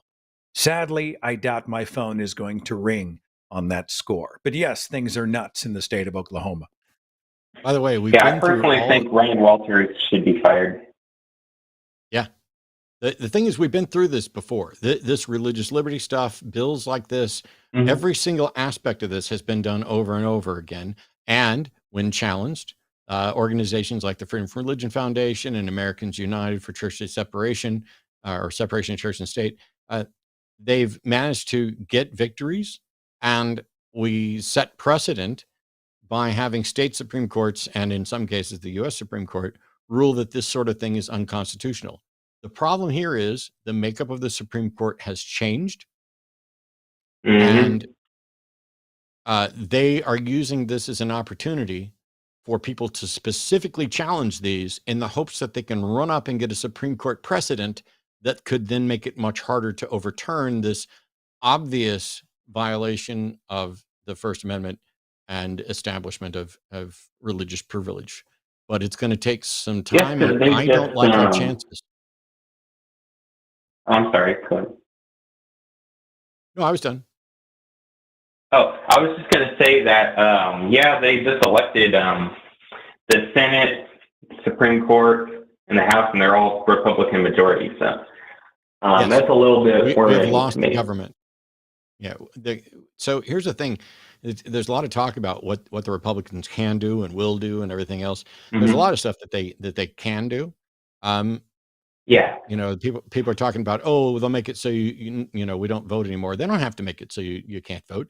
They just, with all three houses of government, they can essentially make it more difficult to vote without changing much of anything. Their voter ID laws and things like that, in addition to gerrymandering, right now, after having lost the Supreme Court, which gives now the president has basically kingly powers, as long as he's working, you know, in his official capacity, and with the support of the House and the Senate, you may not see Democrats winning much of anything for decades.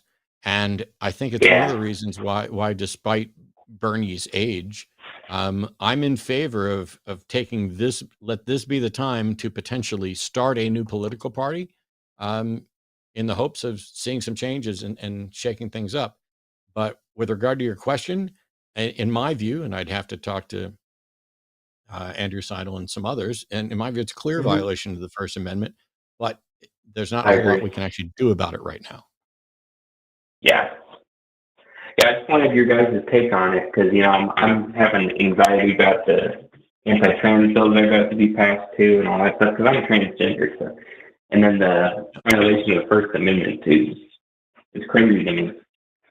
We're there with you. We are, Arden and I are considering, we live in Texas. If it turns out to be financially feasible, we may sell the house and move.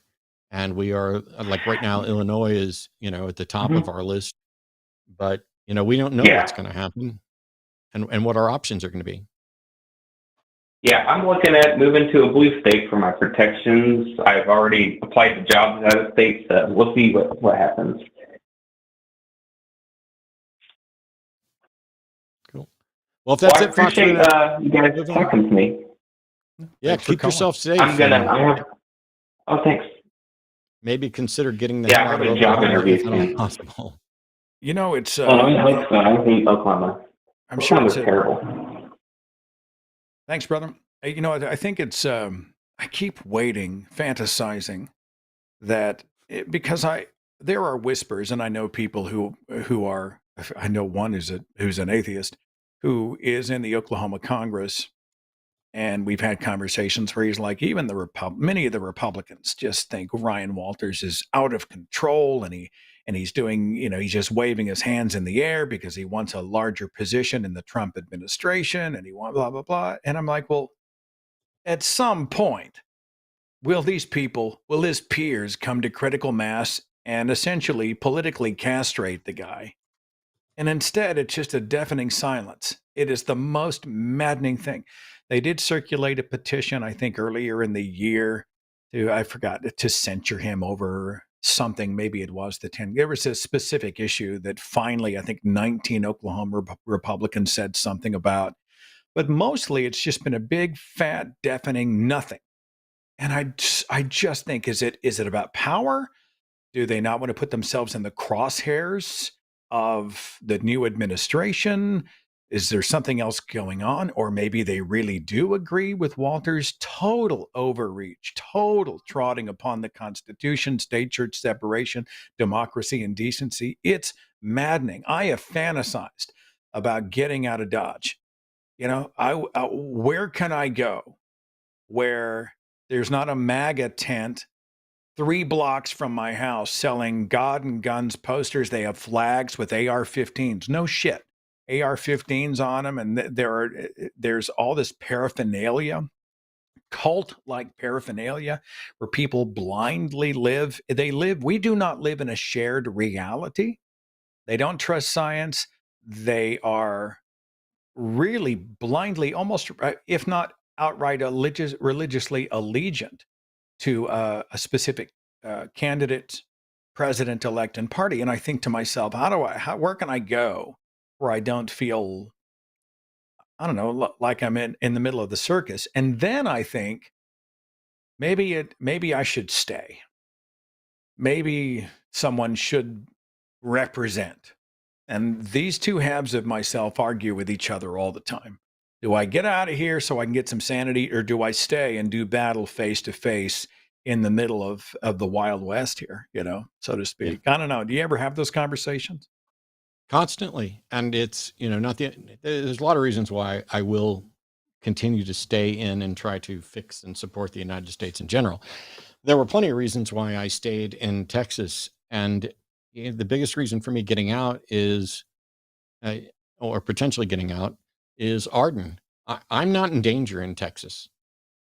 And because I don't have anybody in Texas with me who's likely to get pregnant or anything like that, a lot of the ways that Texas is problematic don't impact me directly, but they do impact some of the people that I love. And generally, I shouldn't need to be impacted directly or even have someone who I love as a direct impact in order to care about doing the right thing. But as long as it's not affecting me, there was a motivation to stay and maybe try to fix things from within.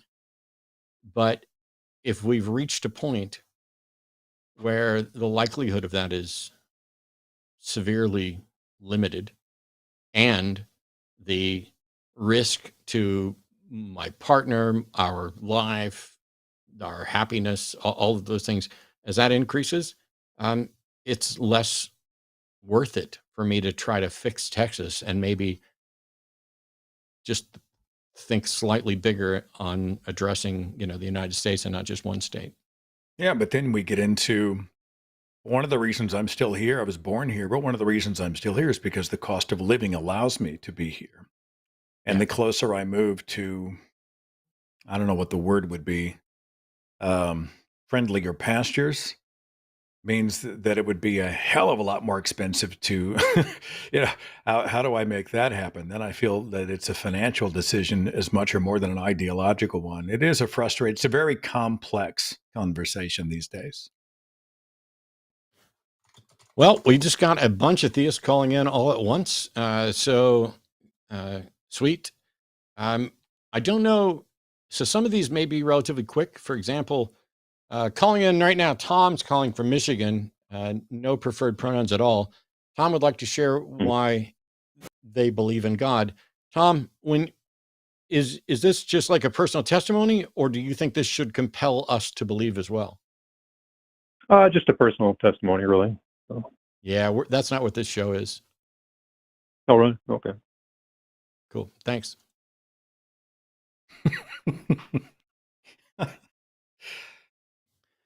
I've had enough personal testimonies thrown at me, both in the 20 years I've been hosting the shows and in all the time that I was giving my personal testimony to. Yeah. It's not a religion. It's a relationship. Yes. I totally understand. I totally get it. There's nothing you can really do with it.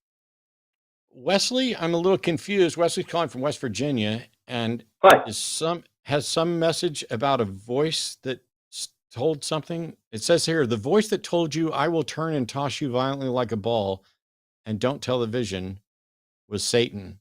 I don't recall that message. So what is it we're talking about, and how do we know it's Satan? Well, you couldn't move in your bed on those 2 dates, October 10, 2005 and March 31st, 2020. The reason you couldn't move is because Jesus quit holding you up. Who couldn't move in their bed, me or Seth? You want to help disguise as Satan, that's your business. That's okay with me. I'm sorry. I'm asking you a question.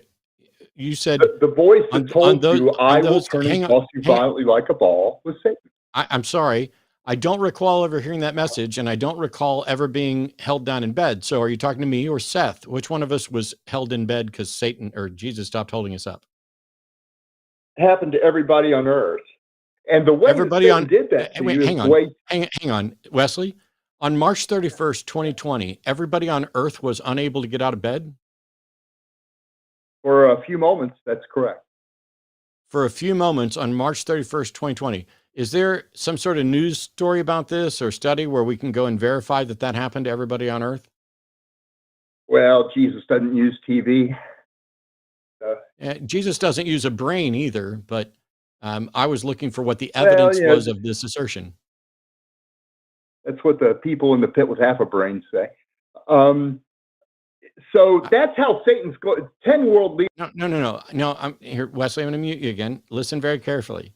I don't need you to explain your fan fiction about something that didn't happen. I need you to prove that something happened. So on those 2 dates, you say everybody in the world was in a position where they couldn't move for how long? Yeah. How long? Oh, I don't know, less than a minute. So was it all at the same time? Like nobody could move for a minute, or was like my minute at 12:15 and Seth minute was at 4:18? While you were in bed. Okay. So what about people who didn't go to bed at all during that 24-hour period? You really live by your imagination. I live by my imagination. Oh, wow. Yeah. I'm asking you for clarification on you saying basically that the entire world was stuck in bed for a minute and couldn't move, and that this was Satan. And you're telling me I'm the one that's living in my imagination. Okay. How do you demonstrate what you're saying is true?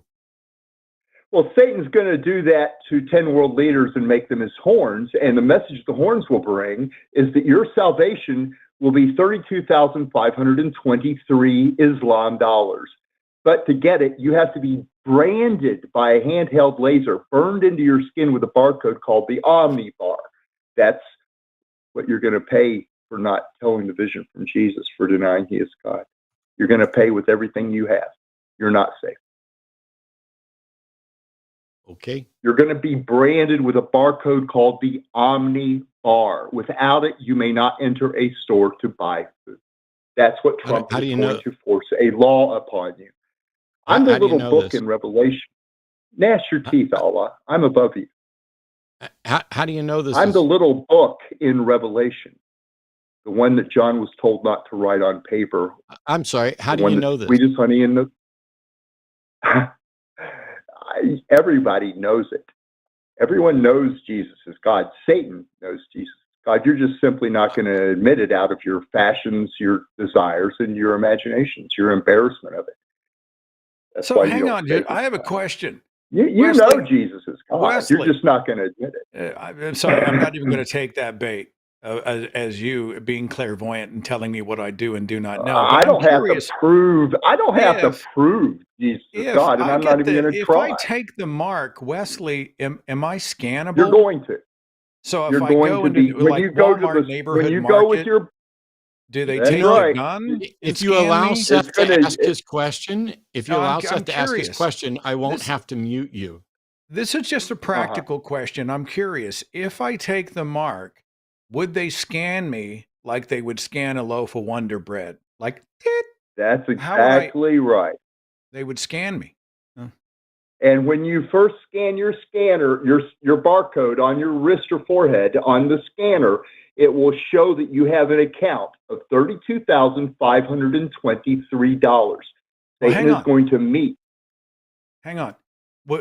Because I took the mark, does that qualify me for a discount? Like, do I get 5-8%? I mean, I took the mark and I'm a frequent shopper. So would I then get would I get a financial benefit? Well, there won't be much to buy.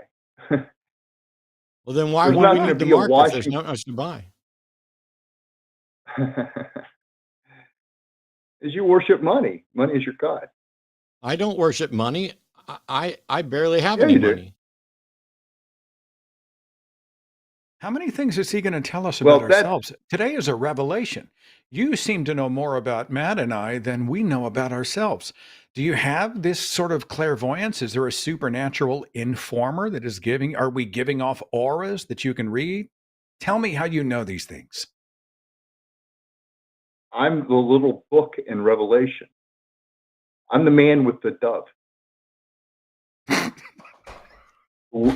That's right. The man with the dove? Yep. I don't know what to do, Matt. I don't know what to do with any of this. I cannot participate. I mean, yeah, it's very Yeah. difficult. Well, for me anyway, to- Trump's going to force a law that says you have no, to be I'm branded sorry, it's not to your spend turn your to money. talk. I'm sorry, it's not your turn to talk just because you felt like it was. Gnash your teeth, Allah. Gnash your teeth, Allah.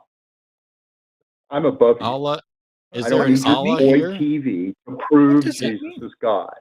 You're Is there a an childish, Allah arrogant here? fool. Is there an You are Allah here Allah. that I didn't see? I'm Allah? You are Allah. Jesus said it How do to you you. know He that? said, "No time to talk, Allah." You're a fool. Okay, I'm a fool and I'm Allah. How do you know this? Yeah. So when I'm scanned at the Walmart, do I lay down on the conveyor on my way out to, or do I get to remain? I'm still stuck on the barcode on the mark of the beast. You know, It's a every practical one of question. your every one of your listeners, it happened to them too. So every one of them knows that I'm speaking the truth. Really? So if we took a poll, which Yeah. we can do right now, as a matter of fact, Arden, go ahead and take a poll and see how many listeners think that what Wesley is saying is true. That'd be really good. We'll get back You're to you, not- Wesley, and let you know. No, goodbye. And if Matt and I are on the conveyor, do they put those little spacers between us before we are scanned to get our discount via the mark of the beast? I have so many logistical questions that Wesley was not able to properly answer. But these are the probing things that we will explore in the days, weeks, and months ahead. Thank you. Thank you for your Gnash your teeth, Allah. What the hell does that even mean? How are I don't we know, but- Allah? I don't maybe get we'll that. get some. Maybe we'll get some help here. Bertson's pronouns are he, him, calling from Monaco. Yep. Says, given that there's no evidence beyond reasonable doubt to believe in the existence of God, can we agree there's no such thing as objective morality? I can agree that there's probably a good reason to think there's no such thing as objective morality, even if a God existed. But sure. All right, so at least I'm contented that at least you agree that there is no such thing as objective morality. So why do we see that? Bertson, why is it that I can say that I can't see any reason why someone shouldn't reach that conclusion, and then you assert that I have reached that conclusion? Let's not do that, but go ahead. All right, so you say you have no reason to reach that conclusion. Then we cannot just say that you haven't arrived at that conclusion. That's what you just said. Yeah, so not arriving at a conclusion is not the same thing as not being convinced of it. But go ahead. What's the argument you want to make? All right. So my argument basically is, if we know that there is no such thing, if we have no way of coming up with an absolute moral standard, how do we convict people of crimes? Because I personally, I think it's wrong to eat people, to eat human beings.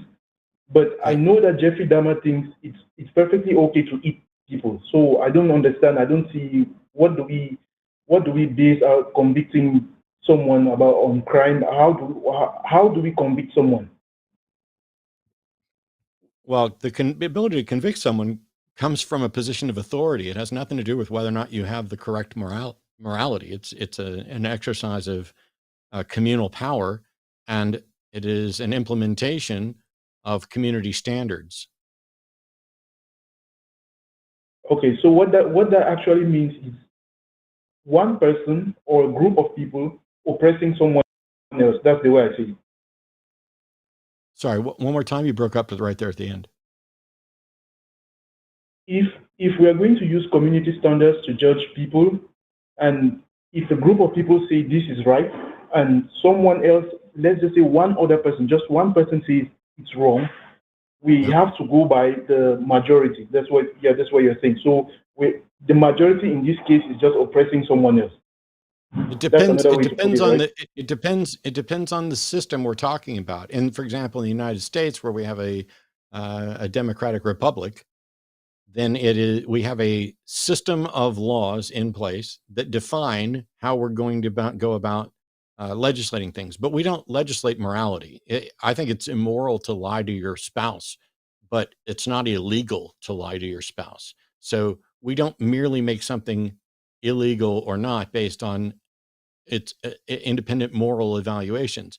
We get together as a community and say we're going to begin with either maximal freedom and then limit freedoms for good reason, or we're going to start with no freedoms and then grant freedoms for good reason.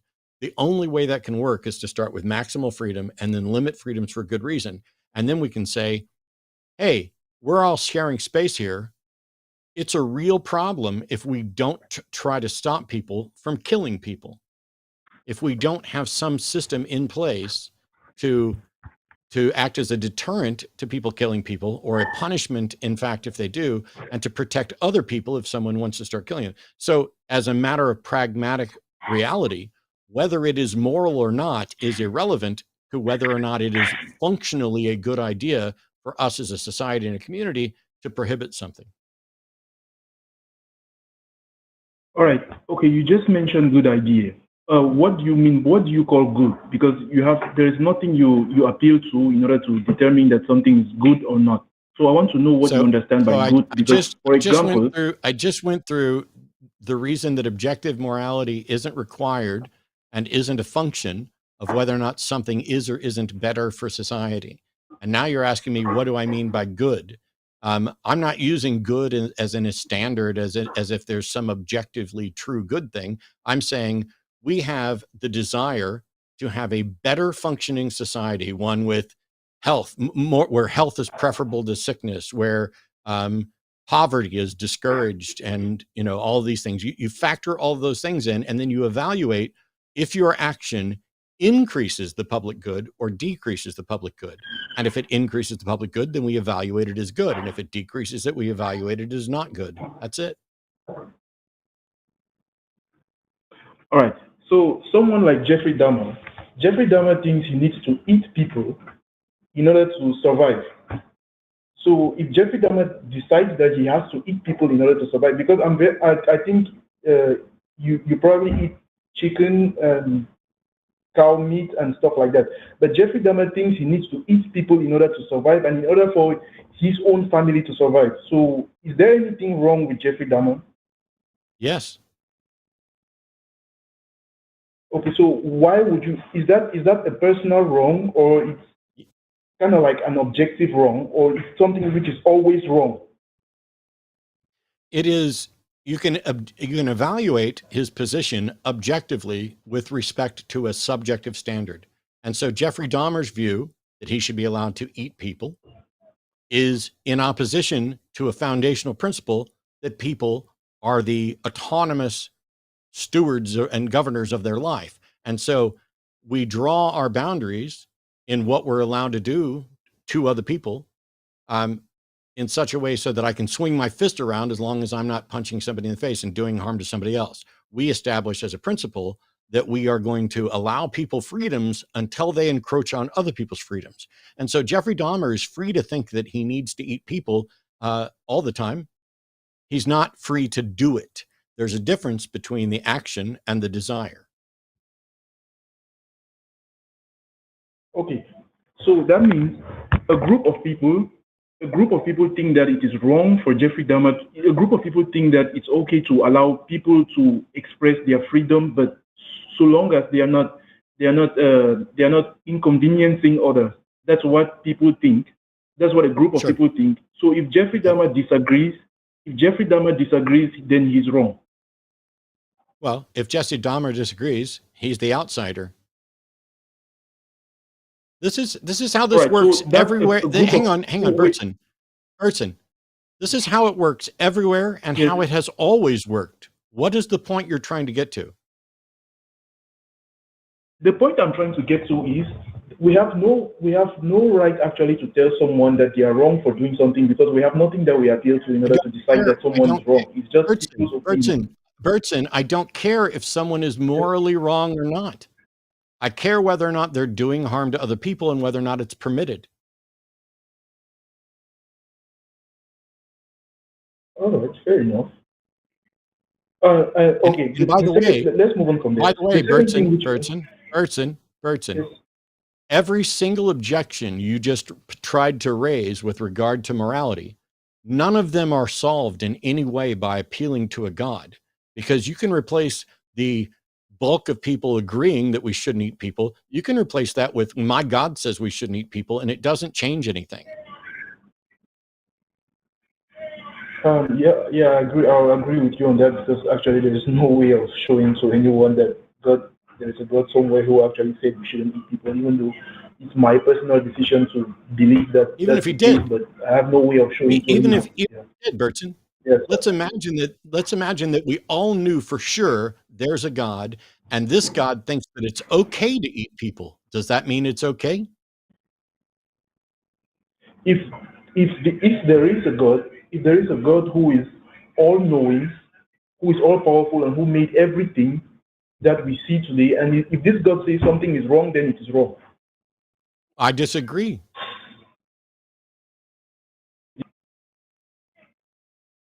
If a God declares that slavery is acceptable, I will say that God is wrong and morally inferior to me, and I will be correct. How could you possibly be correct? Like you're a finite human being arguing against a being with infinite. Bertson, are you saying that if God says slavery is okay, that means that slavery is okay?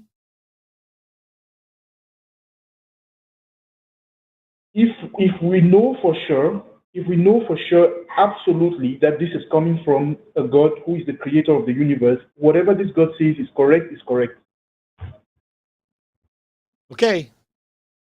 Call me when you find that God, because until then, I don't care what anybody says about their God. But also, if there is a God that says slavery is immoral, I am morally superior to that God. Any God that is okay with child sexual abuse and forced marriage and mutilations of bodies and inconsistency in whether or not men or women can own property, I am morally superior to every one of those gods. And smarter I agree with you. I agree with you on that, because there are lots of things in the Bible which actually seem really brutal. They seem really harsh. I think that they are wrong, but I don't know for certain that these things come from a God. From this God, actually, I have no way of telling that these things come from this God. Exactly. Do you have any way of identifying? Do you have any way of identifying anything that has ever been said or thought by a God? No way at all. And I don't think there is any way. I don't even think there is any way we could possibly know anything about an infinite being, because we don't have the ability to know something like that. So if we're in agreement that we have no way of demonstrating there's a God, why are we spending any time talking about him? I was just trying to get to this point of morality, because I used to ask myself why someone will see another person is absolutely wrong about something. Like, they are so convinced that this person is wrong. Like, what are you appealing to say that someone is absolutely wrong? Yeah. If you're interested in the objective moral standard, where do you think that objective standard would come from? Me personally, I think if we have a God, if we had a way of knowing that there was a God, and we had a way of getting this moral standard from this God, I think that would be it. But it seems we actually don't have a way of doing that, so that makes it a little bit more complicated. You sound far from convinced yourself that there is an objective moral standard or standard bearer. Yes, Yes, because what I say to myself is even if one day I met this God, I have a ton of questions for this God because there are just so many things about our daily life that actually don't make any sense. There are so many things that just don't make any sense, but we just roll with it because we don't know. Let me jump in, We have Bertson, real lots of fast. Just, logic I want to make also. sure I want to make sure I'm a good steward of the viewer's time. And but help me understand how what is majority, what is popular, the most popular, and what is moral and ethical. What do these have to do with each other? There was a time when the majority of human beings thought owning slaves was ethical, right? I mean, if you get into 1930s Germany, you know, before the Holocaust, you know, how many Germans felt the treatment of the Jews was ethical? It was popular, but it didn't make it moral. So help me understand the connection you're making. What I'm trying to say is, if there is no God, we have no grounds telling anybody that they are absolutely wrong for doing anything. So, because the lion eats the hyena's babies, and nobody says it's wrong. There is no such thing as wrong. Hang on. Let me stop you again, if I may. Do we as human beings have the capacity to understand concepts like harm? What is harm to ourselves, and then what would be harm to another creature? Do we have that capacity? Yes. Okay. So if we then, without an objective moral standard, without some hard list of rules bullet pointed for us, but if we were acting in our lives case by case, situation by situation to minimize harm, we would then be trying to live our lives in a moral and ethical way, right? We would take it case by case. It would be imperfect, but we would understand ourselves what harm was. Therefore, if we saw Jeffrey Dahmer trying to eat people because he felt he needed to survive, we would understand what harm is, and we would resist at all. With everything we have, we would resist the harm to other human beings. That's fair, isn't it? Yes, I totally agree with you on that. But the thing is, when we are talking about minimizing harm, at the same time we inflict harm on other animals in order to survive. And looking at it from an evolutionary point, we're all just animals. So for someone like Jeffrey Dahmer to think that him eating a human being is just eating another evolutionary animal, the same way we eat cows, the same way we eat goats, nature is just going to make another human being. So I don't understand, where does this bias with human beings come from? Like, why are human beings special compared to other animals? Why can we eat goats yet we can't eat human beings?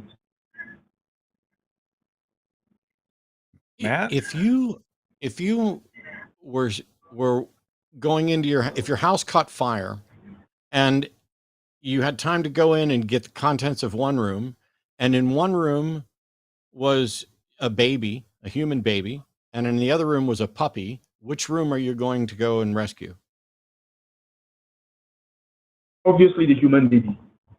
You say obviously, but you just asked the question that you answered, and you say the answer is obvious. So if the answer is obvious, answer your own question. Why do we care about humans? Obviously to me. But there is Jeffrey Dahmer who thinks that he should get the puppy. He doesn't care about the human baby. He can let the human baby die. Why do you keep bringing up Jeffrey Dahmer? Because it's a real life something. It's something which is real. It's real. He ate people. So what? He ate human beings for. I'm aware of what he did. So why should we? Nobody is saying. I don't care whether or not somebody thinks what he did was moral. What he did factually harmed people. What he did factually violated their autonomy. What he did factually violated their rights that we grant them. It doesn't matter what he thinks about eating people, which, by the way, Dahmer knew it was wrong and would say it was wrong. He didn't think it was morally correct, but it wouldn't matter if he did. You keep bringing up someone with an outsider's perspective, a view that doesn't match, and we acknowledge there is no absolute. What is your obsession with Jeffrey Dahmer? All right. So if there is, okay, let's say let me stop talking about Jeffrey Dahmer. Let's say I decided to eat people. How are you going to tell me that I'm wrong for eating people? I'm not. I'm going to tell you It's it's just not your opinion allowed. that I'm wrong for eating Listen people. to me. Listen to me. I'm not going to, well, I'll tell you why I think it's wrong, but I won't care if you think it's morally correct. I'm going to let you know that it's not permissible and that there will be consequences if you even attempt to do it.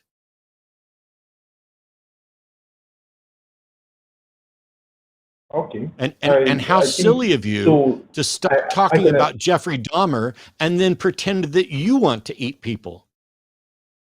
Congratulations, Jeffrey. Okay, now you're just making your own assertion now. But anyways, let's move on. No. I'm going to mute you and I'm going to take you for a fucking walk around the park right now because you are not going to sit here after you suggested that you were done talking about Jeffrey Dahmer and then talked about Jeffrey Dahmer, but substituted your own name for it. Because what you're really wanting to do is say, what is the moral objection to someone who desires to eat other humans? And there are plenty of moral objections, many of which we've already given you. But irrespective of what the moral foundation is, we as a society have deemed that this isn't permissible because it's not good for society. And it is objectively bad for society. And there's factual evidence for it. You're not going to sit here on my show after I've hand walked you through a great understanding of morality and pretend that I'm saying something dishonest because you said, I'm done talking about Jeffrey Dahmer. Let's imagine that I want to do what Jeffrey Dahmer did. How dare you suggest that I was the one being dishonest? What about his question about what would make eating one living creature okay and not eating another living creature okay? Like, where does one draw that line and why? I thought that was an interesting question. That's why there are people who are ethical. That's a question. So I agree with you guys that it's wrong to eat people. It's wrong to eat people. I totally agree on that. I was just wondering because if we had a God who will give us an objective moral code of law, I think it would have made everything easier for us. But Matt seems to disagree, so I don't know why. Back to Matt's original point. Even if there was a divinely instituted objective standard, we have no guarantee that standard would even be a moral standard. It could be absolutely immoral. It would still be the standard, but it wouldn't be by default moral because a God put it in place. And specifically the Christian God, all we have to do is look at the entirety of the scriptures, Old Testament and New, to realize that immorality is sort of that deity's calling card. If we're eating anything now on the call now, Bertson, I think it would be the dead horse because we certainly have beaten it to death. Because at this point, you've acknowledged that if God says it's okay to eat people, then it's okay to eat people, which means you have sacrificed your humanity, you have sacrificed your autonomy, you have sacrificed your intelligence, you have sacrificed your empathy and compassion in deference to complete blind servitude to a dictator. Don't lecture me about morality if that's what you're going to do. I'm not here to lecture you about anything. You're free to believe whatever you want. I believe whatever I want. I actually don't care if you. I don't believe whatever I want. I don't believe whatever I want because beliefs aren't the subject of desire. Beliefs are the result of being convinced. I believe what I am convinced to believe, and I'm convinced to believe it's time to move on. Thanks, Bertson. You know what my favorite, now I'm making the Jeffrey Dahmer conversation again, but somebody who was talking about how some of the most moral human rights activists, I'm listening to an audiobook on Frederick Douglass right now, one of the most amazing civil rights leaders in the era of the Civil War, who was a non-religious person. He was not a non-believer in deities. He was a secular activist, and he doesn't get nearly the credit that he deserves for being so. And yet, because he never accepted Jesus into his heart, he's not a Christian, then he goes to hell, right? Human rights activists who help to to stand against the owning of other human beings, the scourge of slavery in the United States. Jeffrey Dahmer accepts Jesus Christ in prison, right? He confessed with his mouth that Jesus is Lord and believed in his heart. God raised him from the dead. You will be saved according to Scripture. He's in heaven. Frederick Douglass in hell, Jeffrey Dahmer in heaven. Someone tell me how this system makes any sense whatsoever. Anne Frank is in hell. Hitler is in heaven. Under that model, Anne Frank, a Jew, not a Christ believer. Hitler, Catholic. Granted, he had all kinds of other weird beliefs, but professed even privately, may at least be in heaven, depending on which model you're going to use. But Anne Frank is not there. Weird. I do have a morbid curiosity as to how I would taste. You know, I mean, I'm a softie, so I think I'm pre-tenderized, but I do have questions. It'd be pretty fatty, although I hear fat's where the flavor is. But if you really want to find out how you taste, boy, have I got a treat for you. Because on the phone, calling from Tennessee, is Seth, who claims to be a theist while also saying that God is a prototype narrative device. So I don't understand how someone can be a theist believing in an actual God, unless I guess you mean you're just believing in a narrative device. But since we have Seth and Seth, let's find out what a Seth eats Seth call would look like. Yeah. So the big thing about that is, like, I believe in myself. I believe in my capability to be stimulated by reality and both remember reality. I am a part of reality. So if God is in me, then God is in reality, right? I can't deny the existence of God when I can for sure say something that, like, is God, right? But as far as God being a prototype narrative device, that goes into the structuring of language itself and creative storytelling. This goes into how we use mnemonic devices in order to remember and relate information. It's especially important across large groups of people and through generations.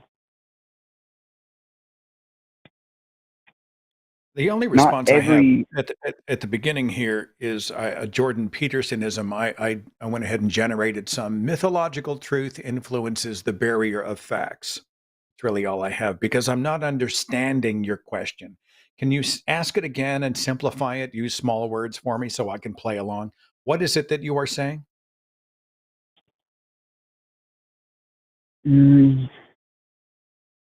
A big part of it is in the misconceptions of how religion is read.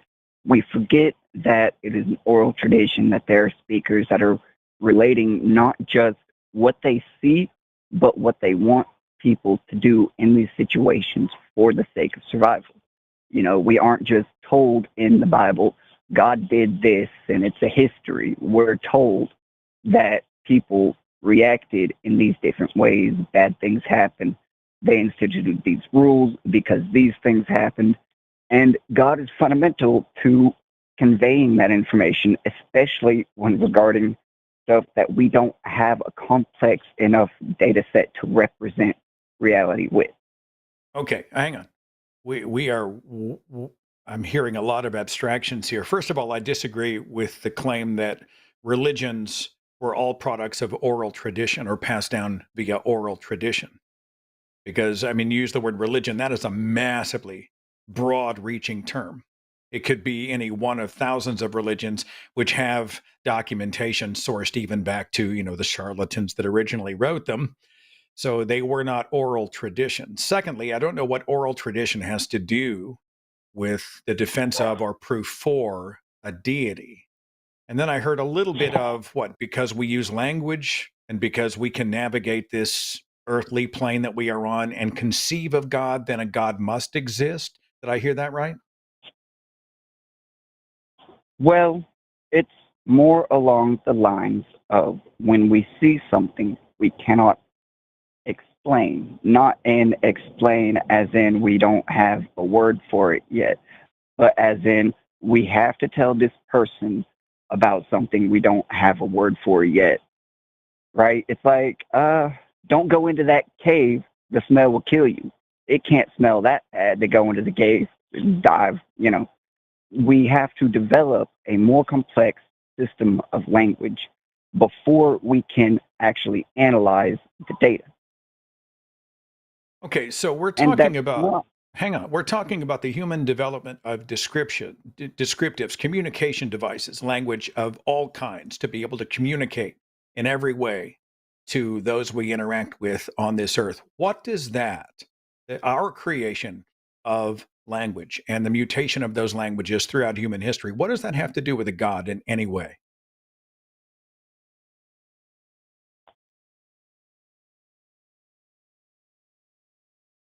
if something happens, like a storm occurs, we aren't going to say there was a massive updraft of wind up along the mountain. We're going to say God is throwing the storm to us or something like that. You And that don't know doesn't that. invalidate. You do not know that. You do not know that. You do not know what attributes I would give that storm. Even if I didn't understand meteorology, I might have said the gods are angry, or I might have thought it was just a I natural don't know phenomenon. what language you would have used, but I do know what language would have developed from someone who does not have the ability to describe the processes by which it formed. Okay, so you're talking about humans who had gaps in their knowledge, who were filling those gaps using language rooted in what? The mythologies of their No, person, rooted in tribes, neurology. customs, communities? Neurology and evolution. Okay, we're still talking The about human language action, and we're talking about real world natural phenomenon, human interpretation, and then the development of language to communicate what they saw, right or wrong. There's no deities involved in any way in any of this, right? Well, not if the only concept of God you can conceive of is a sky daddy, which, you know, that's not a unique interpretation to creation. If the atheist, that's Seth, what God oftentimes exists? their only Which God exists? interpretation. Seth, which God I exists? thought you were asking me. Sorry, Tennessee it's Seth. so rare that I meet a Seth. I'm sorry. Tennessee Seth, which Right. God exists?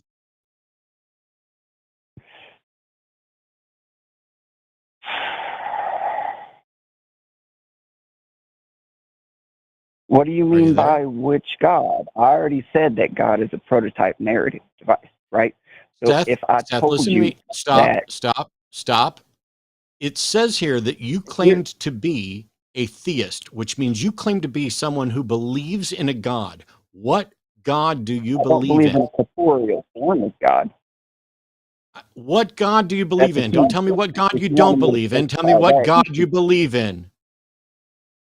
I told you God is a prototype narrative device. It's Prototype unique narrative to humans. devices Like aren't all of this extant things. listed That's an in the Bible. abstraction. That doesn't qualify for theism. Abstraction is math. It's proof, right? No, it's not. Yeah. It's not proof or There's truth. two different kinds of math. And There's pure it's not a mathematics and God. abstract mathematics It's used not. in No, science. no, That's no, why no, no, Christians no.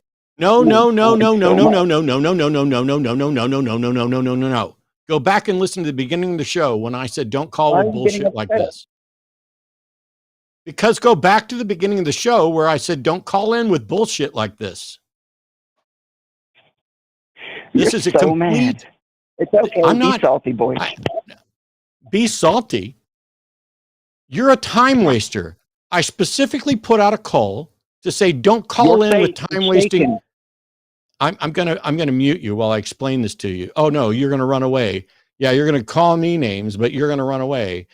The point is, if you're gonna say God, I believe in God, but the God I believe in is a prototype narrative device, not a being. Well, congratulations for wasting all of our time, because I know that prototype narrative devices exist. I don't consider them to be deities. I certainly wouldn't call myself a theist, despite the fact that just like you, Tennessee Seth, the inferior version, just like Tennessee Seth, I believe there are prototype narrative devices. I just don't think that believing prototype narrative devices qualifies me to say I'm a theist. and neither would any reasonable theist on the planet throughout history. It's like saying, I believe these glasses are God, therefore I'm a theist. After all, they help me see better, and that's a fixture that's often attributed to a God to bring clarity to vision, to Seth's camera being out of focus. We need a God clarity there to get Seth back in focus. There he is. I think I touched You've got a depth of field. The lens whenever I went up there. So yeah. Actually, as I get older, I'm actually becoming more out of focus. It does happen with age. By the way, Tennessee Seth, you have angered Allah. And I just want you, whatever wrath comes down on you, that's on you. You call down the thunder. It's really wild because you asked every great question to try to get some clarity on what, is this Jordan Peterson? Ask prototype narrative devices. Is it? And really, I can tell you already, Tennessee Seth is an atheist who isn't comfortable with it. And like many others, has sought to find some way to take the God label and find a way to keep it. And so if you can make it a metaphor, just like if you make the global flood a metaphor, you can believe in a global flood as long as it's not an actual flood that took place in reality. And if you believe that God is a narrative device, as long as you don't believe it is an actual God that cares or wants anything, except everything you've done is wasted our time. This is weaker than bong rip navel gazing to say that God is a prototype narrative device. It is one of the dumbest wastes of time possible. You know what? I want to tune in. I want to tune in Wednesday to see your Wednesday night smiting. Allah, I wish to see you smite if you do a midweek show. I may stop by for that one. Brian Dalton and I are doing it. Thanks for the reminder. I'll do my Wednesday one. Yeah, it'll be the pre-Thanksgiving show, but I don't expect there's going to be any more smiting than there is today. But it's just strange that, we can sit here in incredibly good faith and ask people, hey, tell us what you believe and why. And somebody decides to call in and say, well, I believe that God is a prototype narrative device. Good for you. I believe that God is the crusty stuff on the bottom of my shoes after I clean up the rat cages. To pretend that you're engaging honestly and that you're a theist and that your prototype narrative device is a good substitute for the billions upon billions of believers who are advocating for a thinking agent who has desires, created the universe, and cares who you sleep with in many cases. To proclaim that your prototype narrative devices somehow should be considered on equal footing. No, I'm not going to win a basketball one-on-one with Michael Jordan, and you're not going to make any progress on God that way. I've decided for a future reference, I may have to call you Dillahunty. I think that's a nice merging of the names. Go ahead. There's some kind of marketing thing in there. Like we get a t-shirt design of Dillahunty. Yeah. Dillahunty. Arden's already thinking about it. We've got Mike in Kentucky's calling. Pronouns are he, him. Mike's an atheist that says atheist, but says I'm damn near close to being a full atheist. Okay. How can we help, Mike? Let's push you over the edge. Hey, Matt. Love the show. Love what you guys do. Thank you. Yeah. So this is something I'm struggling with. So I'm a determinist. I believe dominoes fell at the beginning of the universe, and we are here. I don't really believe in free will, and I don't even think the concept of free will makes any sense at all. But here's where I'm struggling, right?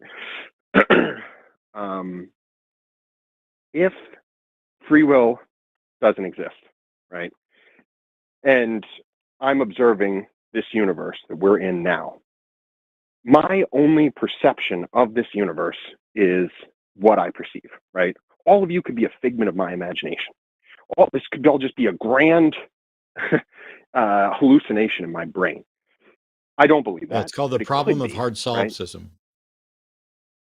Okay, so right. If that's my only observation, right, I have to trust that I do exist and what I'm viewing is a real thing, right? At the baseline. I could view something and misinterpret it, but at the very least, I am here and I'm observing something. You're basically saying that you are recognizing that you probably consider your senses properly basic, even though I tend to reject that, but I get it. Yes. Okay. So at the core of being able to observe whatever I'm observing in the universe is the fact that I am an actor in that, right? In some capacity, I am here. Mm-hmm. Every fiber of that, right, almost as baseline as that, is that I am making a decision. Problem is that making decisions makes no sense to me. So I don't understand how we can live in a deterministic universe where the dominoes are falling, yet I have a supreme belief that I am actually acting in this universe. Yet I'm not, right? So you are. Can I trust? I mean, clearly, right? Clearly, we all know that we're acting in this universe. We all have some sort of will, right? But free will doesn't make sense, right? I don't understand how that will. concept That doesn't mean exists. it's free. You can have will and it may not be free. So I've listened to a couple of your talks about free will, and I would love for you to go into that point, because whenever I hear you talk about it, it sounds like a. Mm-hmm. Did you listen to the discussion that I had with Rationality Rules? I don't know off the top of my head. I've listened to a bunch of them, just kind of on a playlist. It's on his channel, and it's us having a discussion about that basically led to me no longer using the phrase free will as a label for what I think we have. But yeah, we definitely have will. How free it is, I don't know. How free it is, I don't know. What's the problem? So I believe I am making decisions, right? I don't think that if determinism is true, right? I don't understand how anybody could make a decision about anything. And I truly believe in determinism. I believe that cause effect. So what do you mean you don't understand? It has to be determined. How can you say you don't understand how anyone can make a decision if you just described cause and effect? How could they not make a decision if it's deterministic? I believe it's dominoes falling. Big Bang kicked off. It doesn't make any difference. Dominoes falling since then. Yeah, but it's one of those dominoes is you as an actor taking some action. So one of those dominoes, I don't believe one of those dominoes is a neuron firing at a specific time in your brain. One of those dominoes is a collection of neurons forming a concept, giving you the impression of steering the ship, even if you're not. Agreed. But my perception, so I have a perception of it that I actually choose. So like if I need to choose vanilla or chocolate ice cream, wrong. In my brain, I'm sorry? How do you know it's not wrong, that perception? So that's why I mentioned at the beginning the baseline of me trusting that I am that I am a viewing member of this universe. So viewing member of the universe is completely separate from whether or not you're the one that decided. You basically are acknowledging you don't have free will, but you're convinced you have free will, and then you want to know how to reconcile that. Yes, I think that's right. Is the illusion? I don't know. Is the illusion of free will the same as free will? That's I don't even know. The problem is I don't even think free will can be defined. So I don't know how to answer that question. But who says there is an answer? I mean, the thing is, you have the impression. Yeah. You have an impression about how things are, and that impression about how things are doesn't seem to be warranted by the available evidence. And therefore, you need to do what you do in all the other circumstances, which is recognize that you may not have any good reason for that perception. Yeah, okay. So I agree with that. I have thought maybe the idea of free will is just my brain interpreting whatever it is that we do. The problem is, though, that if the only fact of the universe that I can be 100% sure about is that I am actually here in some way. You can't actually be 100% certain about that either. So, I'm sorry, I Matt, would go love ahead. to hear you say more about that. No, I'd love to hear you say more about that. I'm glad Seth asked, because I was getting ready to say you can't be sure of that either. But yeah, how can you be certain about that? Because I am observing something, right?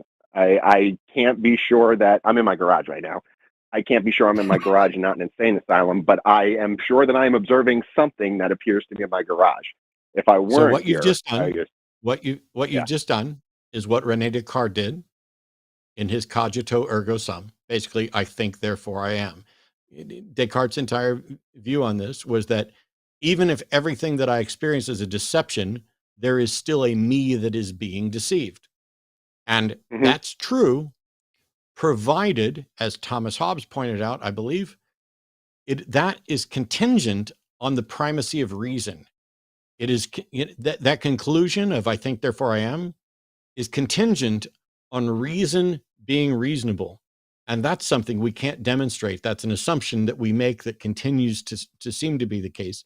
And so I would agree that the cogito is reasonable once we begin with the presumptive, with the we cannot demonstrate it, but we are going to presuppose that reason is reason until we're shown, or reason is reasonable until we're shown it's not. But you can't. So all right. That's why I say you can't be absolutely certain about everything, because you can't be more, your measurement can't be more accurate than the thing that measures it. And since we can't be 100% certain about reason, we can't be 100% certain about anything that is a product of reason, but we can be maximally certain even though we don't know how certain that is. That makes sense? So that makes a lot of sense. And I had never thought of it quite like that, but I still think it kind of feeds into some of the incongruity I see here. So you're right. I can't know that reason has to be reasonable until it's proven otherwise, right?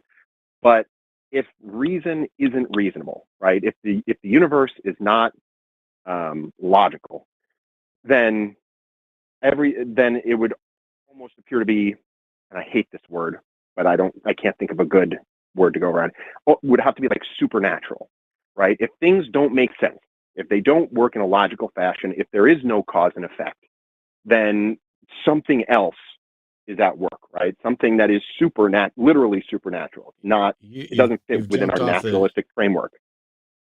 You've jumped off of the script and made a terrible, fallacious error.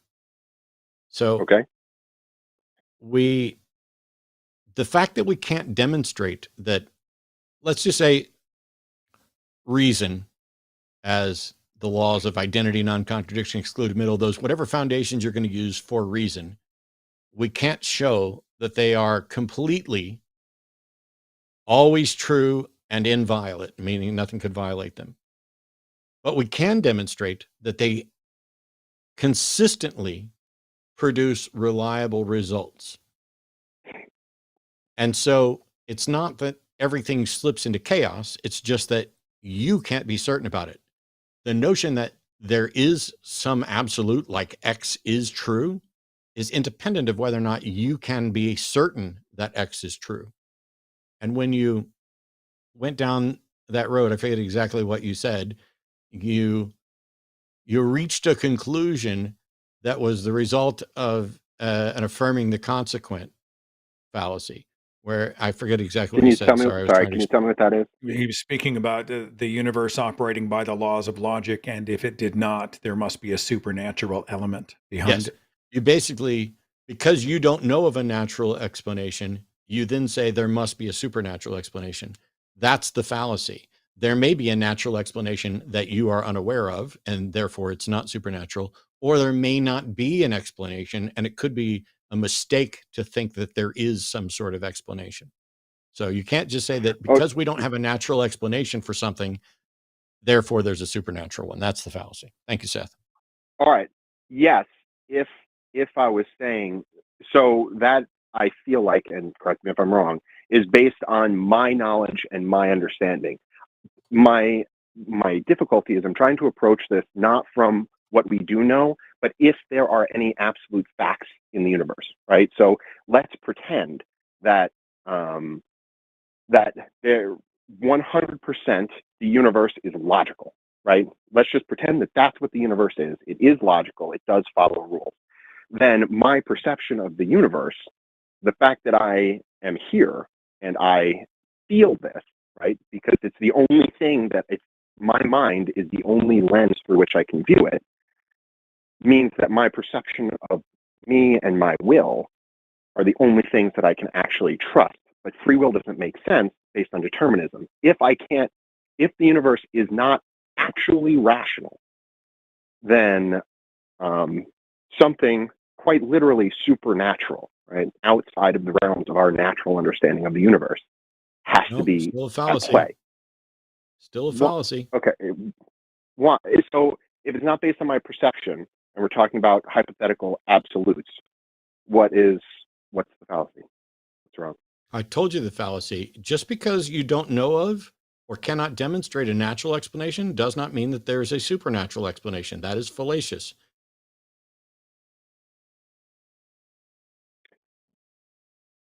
If I don't have a natural explanation for lightning, does that mean lightning is supernatural? No, of course not. At some point in our past, we didn't have a natural explanation for lightning, did we? Yeah.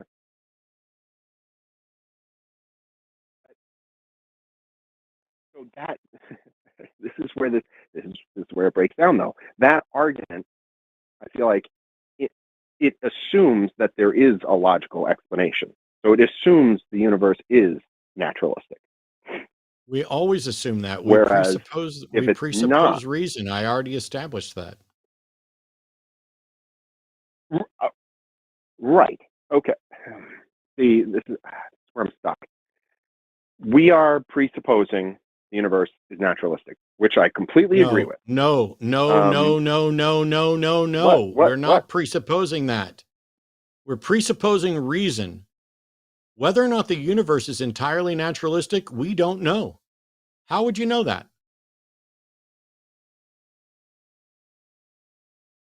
I might be using the phrasing you're talking about. When you say, how are you drawing the difference between naturalistic and, what did you say, reasonable? I'm talking about whether or not reason, identity, non-contradiction, excluded middle, whether or not those principles of reasoning are universal and inviolate. We don't know, but we presume that they are. Yeah. And everything that we know about them shows that they probably are and should be, but we can't confirm that because we don't have exhaustive knowledge. And so that's why we can't be absolutely certain. But if in fact logic is inviolate, then our maximal certainty, our confidence that is based on reason is actually absolutely certain, but we don't know that. Yes. Yeah. So in that case,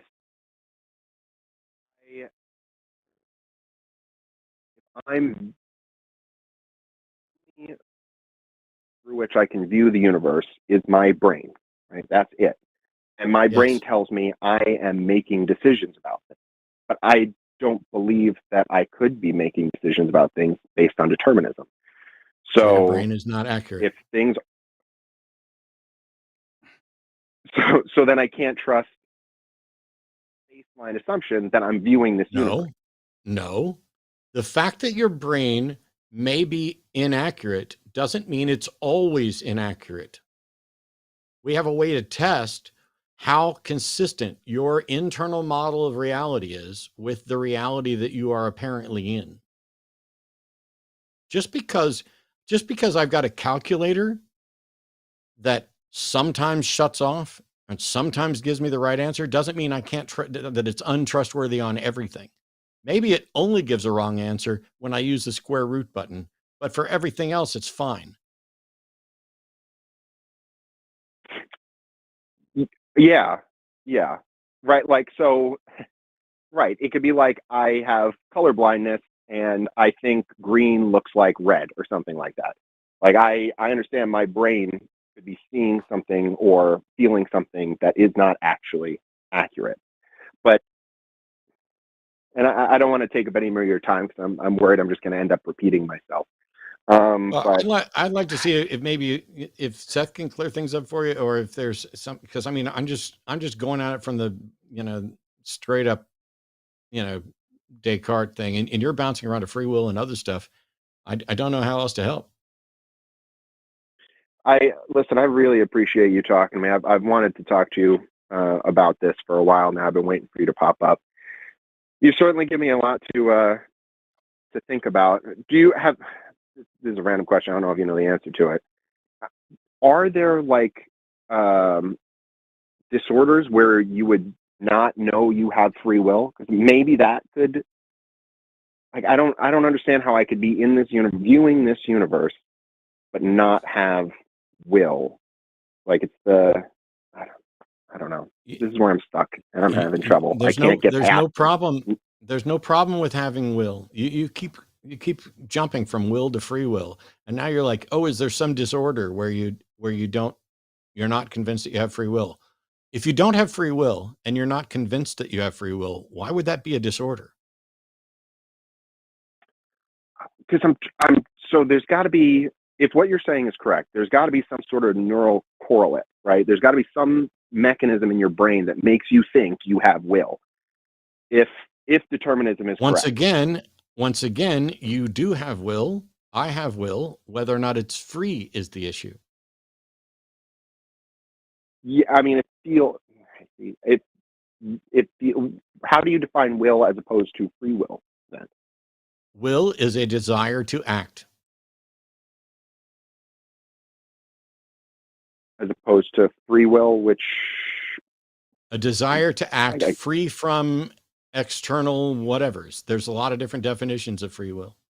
Oh, I see what you're saying. Yeah. Okay. All right. You can have a desire and feel that desire, and you didn't have any decision, any say at all. The desire isn't even necessarily a product of you. It could be something that's done to you. When I feel hungry, that's not an exercise of will, that's a sensation. But when I feel angry, is that merely a sensation, or is that something that I have control over? And the feedback loop in all of our brains allows us this kind of delayed perception of ourselves.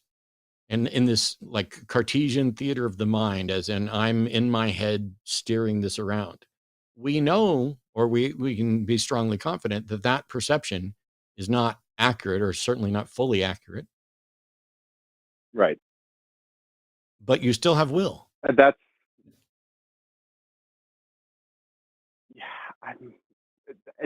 to me, that just makes it sound like we are robot actors viewing our bodies do our robot actor thing. If that's true, what's the problem? To me, that fits with determinism, but that doesn't feel like what I'm feeling. And it is that is the most core of my perception. We've established that what you feel like is happening is possibly or probably wrong. So if the evidence says that the way it feels isn't a warranted conclusion, what's the problem? How could I trust anything then? Right? Have you looked at optical illusions? Have you looked at optical illusions where two things look like they're different colors, but they're absolutely the same color? Yes. And you can demonstrate to yourself that they are in fact the same color, and yet every time you look at that, they will still look like different colors, right? Yeah. Mm-hmm. Do those optical illusions make you doubt everything in the universe? No. Case closed. That's not one of. Okay. Listen, I'll let you get to another caller. Matt, it was honestly, truly an honor to talk to you. I've been listening to you for like over a year now. I love it. please keep up the good work. I'm glad I was helpful. Thanks so much, Mike. Seth, we've got a theist left, but we only have like 8 minutes before we got to wrap this up. Before you take the call, I just wanted on the record that after you mentioned hard solipsism, a Morgan in the chat asked about flaccid solipsism, and I think that deserves a smite. I think that deserves a smite down the way. He deserves to be smitten. I can't smite a Morgan. He's got to produce shows for me while Arden's gone. Oh, so okay. I'll have to hold All right. off You're on, off the on hook. smiting. You have been forgiven. An atonement sacrifice will be made. Yeah, I'm good. Go ahead. So what we're going to do here, Tommy's calling for Virginia. Pronouns are he, him. And it says here, Tommy's saying we need to understand the big picture of the universe before we can talk about morality. If God is a more complicated being than we are, then obviously we would not understand him. Tommy, I don't think that we have time left in the show to get in this. I was going to see if you could call back in 2 hours when they're queuing up for the Sunday show after dark. Yeah, I can do that. Can you hear me? Okay. Yes, because my initial take on this is that I don't need to know anything about a God to understand morality, and I think that's too long of a conversation to really be fair to you in the last couple minutes of the show. So it's probably better to call back in a couple hours for the Sunday show after dark. That's fine. Yeah. Thank you. Thanks, Tommy. Hey, Matt, before you put a punctuation mark on the show, isn't the free will argument to a degree just academic? I mean, it still comes down to, I think, what psychologists call as if, right? Even if it's a deterministic model and I only have the illusion of free will, I'm still acting as if I do. The rest of it becomes academic. I mean, it's not that it's not interesting, but whether I'm a compatibilist or a determinist, whether I can participate in the process or whether the neurons do it for me, I'm still acting as if I have free will. Would that be accurate? Yeah. And I think the biggest concern is that there are people who are terrified that if people realize they're just acting as if, that this will make them stop acting as if. And I'm like, as if? If you don't have free will, then you're forced to do whatever you're going to do. And if finding out you didn't have free will fundamentally changes you, then what we've learned is that your will is in fact impacted by how your brain evaluates the information that it gets. Because the only thing that you got with the as if thing is a new perspective on the universe. For anybody interested, I had a fascinating conversation with neuroendocrinologist and primatologist Dr. Robert Sapolsky about free will. I know he wrote the book Determined, but he and I chatted for an hour, and free will was a big part of like the middle section. You can just go to YouTube and type in Thinking Atheist Robert Sapolsky. It should pop right up. And he's got a lot of interesting stuff to say about determinism. I found it fascinating. So, yeah, I haven't actually read his book, but I've talked with some people. And I've read some summaries. And while there are certainly some things where I like the way you said it, and I agree, I think there are some areas where we might disagree as well. But I don't think that free will is an issue that anybody's cracked. And to kind of pin your point,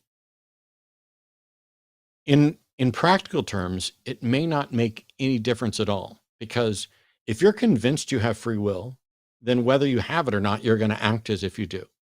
And if you're not convinced, or you're convinced that you don't have free will, you're still going to act in accordance with your beliefs and views. It's like it doesn't have the impact. The biggest reason it comes up is actually what a previous caller mentioned, which is if we don't have free will, in this case, the caller was talking about if we don't have an objective moral standard, but the same thing applies to free will. If we don't have free will, what justification do we have for holding someone responsible for killing a family of 4? And it's a terrifying prospect of, oh, well, it's all we're just robots. It's matter in motion. They killed a family of 4. Oops, we can't say there's anything wrong with that. Except that, first of all, yes, you can, because we do. But also, my car doesn't have free will. And when it's got a flat tire, I don't drive it, and I don't allow anybody else to drive it. And so if somebody has a flaw, a flat tire in their brain that causes them to kill families, we as a society recognize the risk of that and need to protect society from that person, just as we would protect them from a car with bad brakes. Free will is not as relevant as some people make it. And so if you think you got free will, congratulations. Probably nobody's going to convince you otherwise. And if you don't think you have free will, I don't know that anybody's going to convince you otherwise there. Kind of like the God issue, except that we know on the God issue, people change minds. And we know that while there's a strong illusion of free will that we share, there's not a strong even illusion of God. I'm not convinced that could give me a hangnail. We got to wrap this up. Thanks, everybody, for tuning in. Thank you, Seth, for joining me on the show. Thanks to Arden for producing this. Make sure you follow The Line. You can go to linemerch.com. Make sure you like and subscribe. Click on absolutely everything. It helps us out. If you're not able to donate financially, we still appreciate your time and your interactions here. So like the polls, click on the merchandise links, and you can go to patreon.com/calltheline to support us directly there as well. Take care, everybody. See you in 2 hours for the Sunday show after dark with Forrest. And I thank Paulogia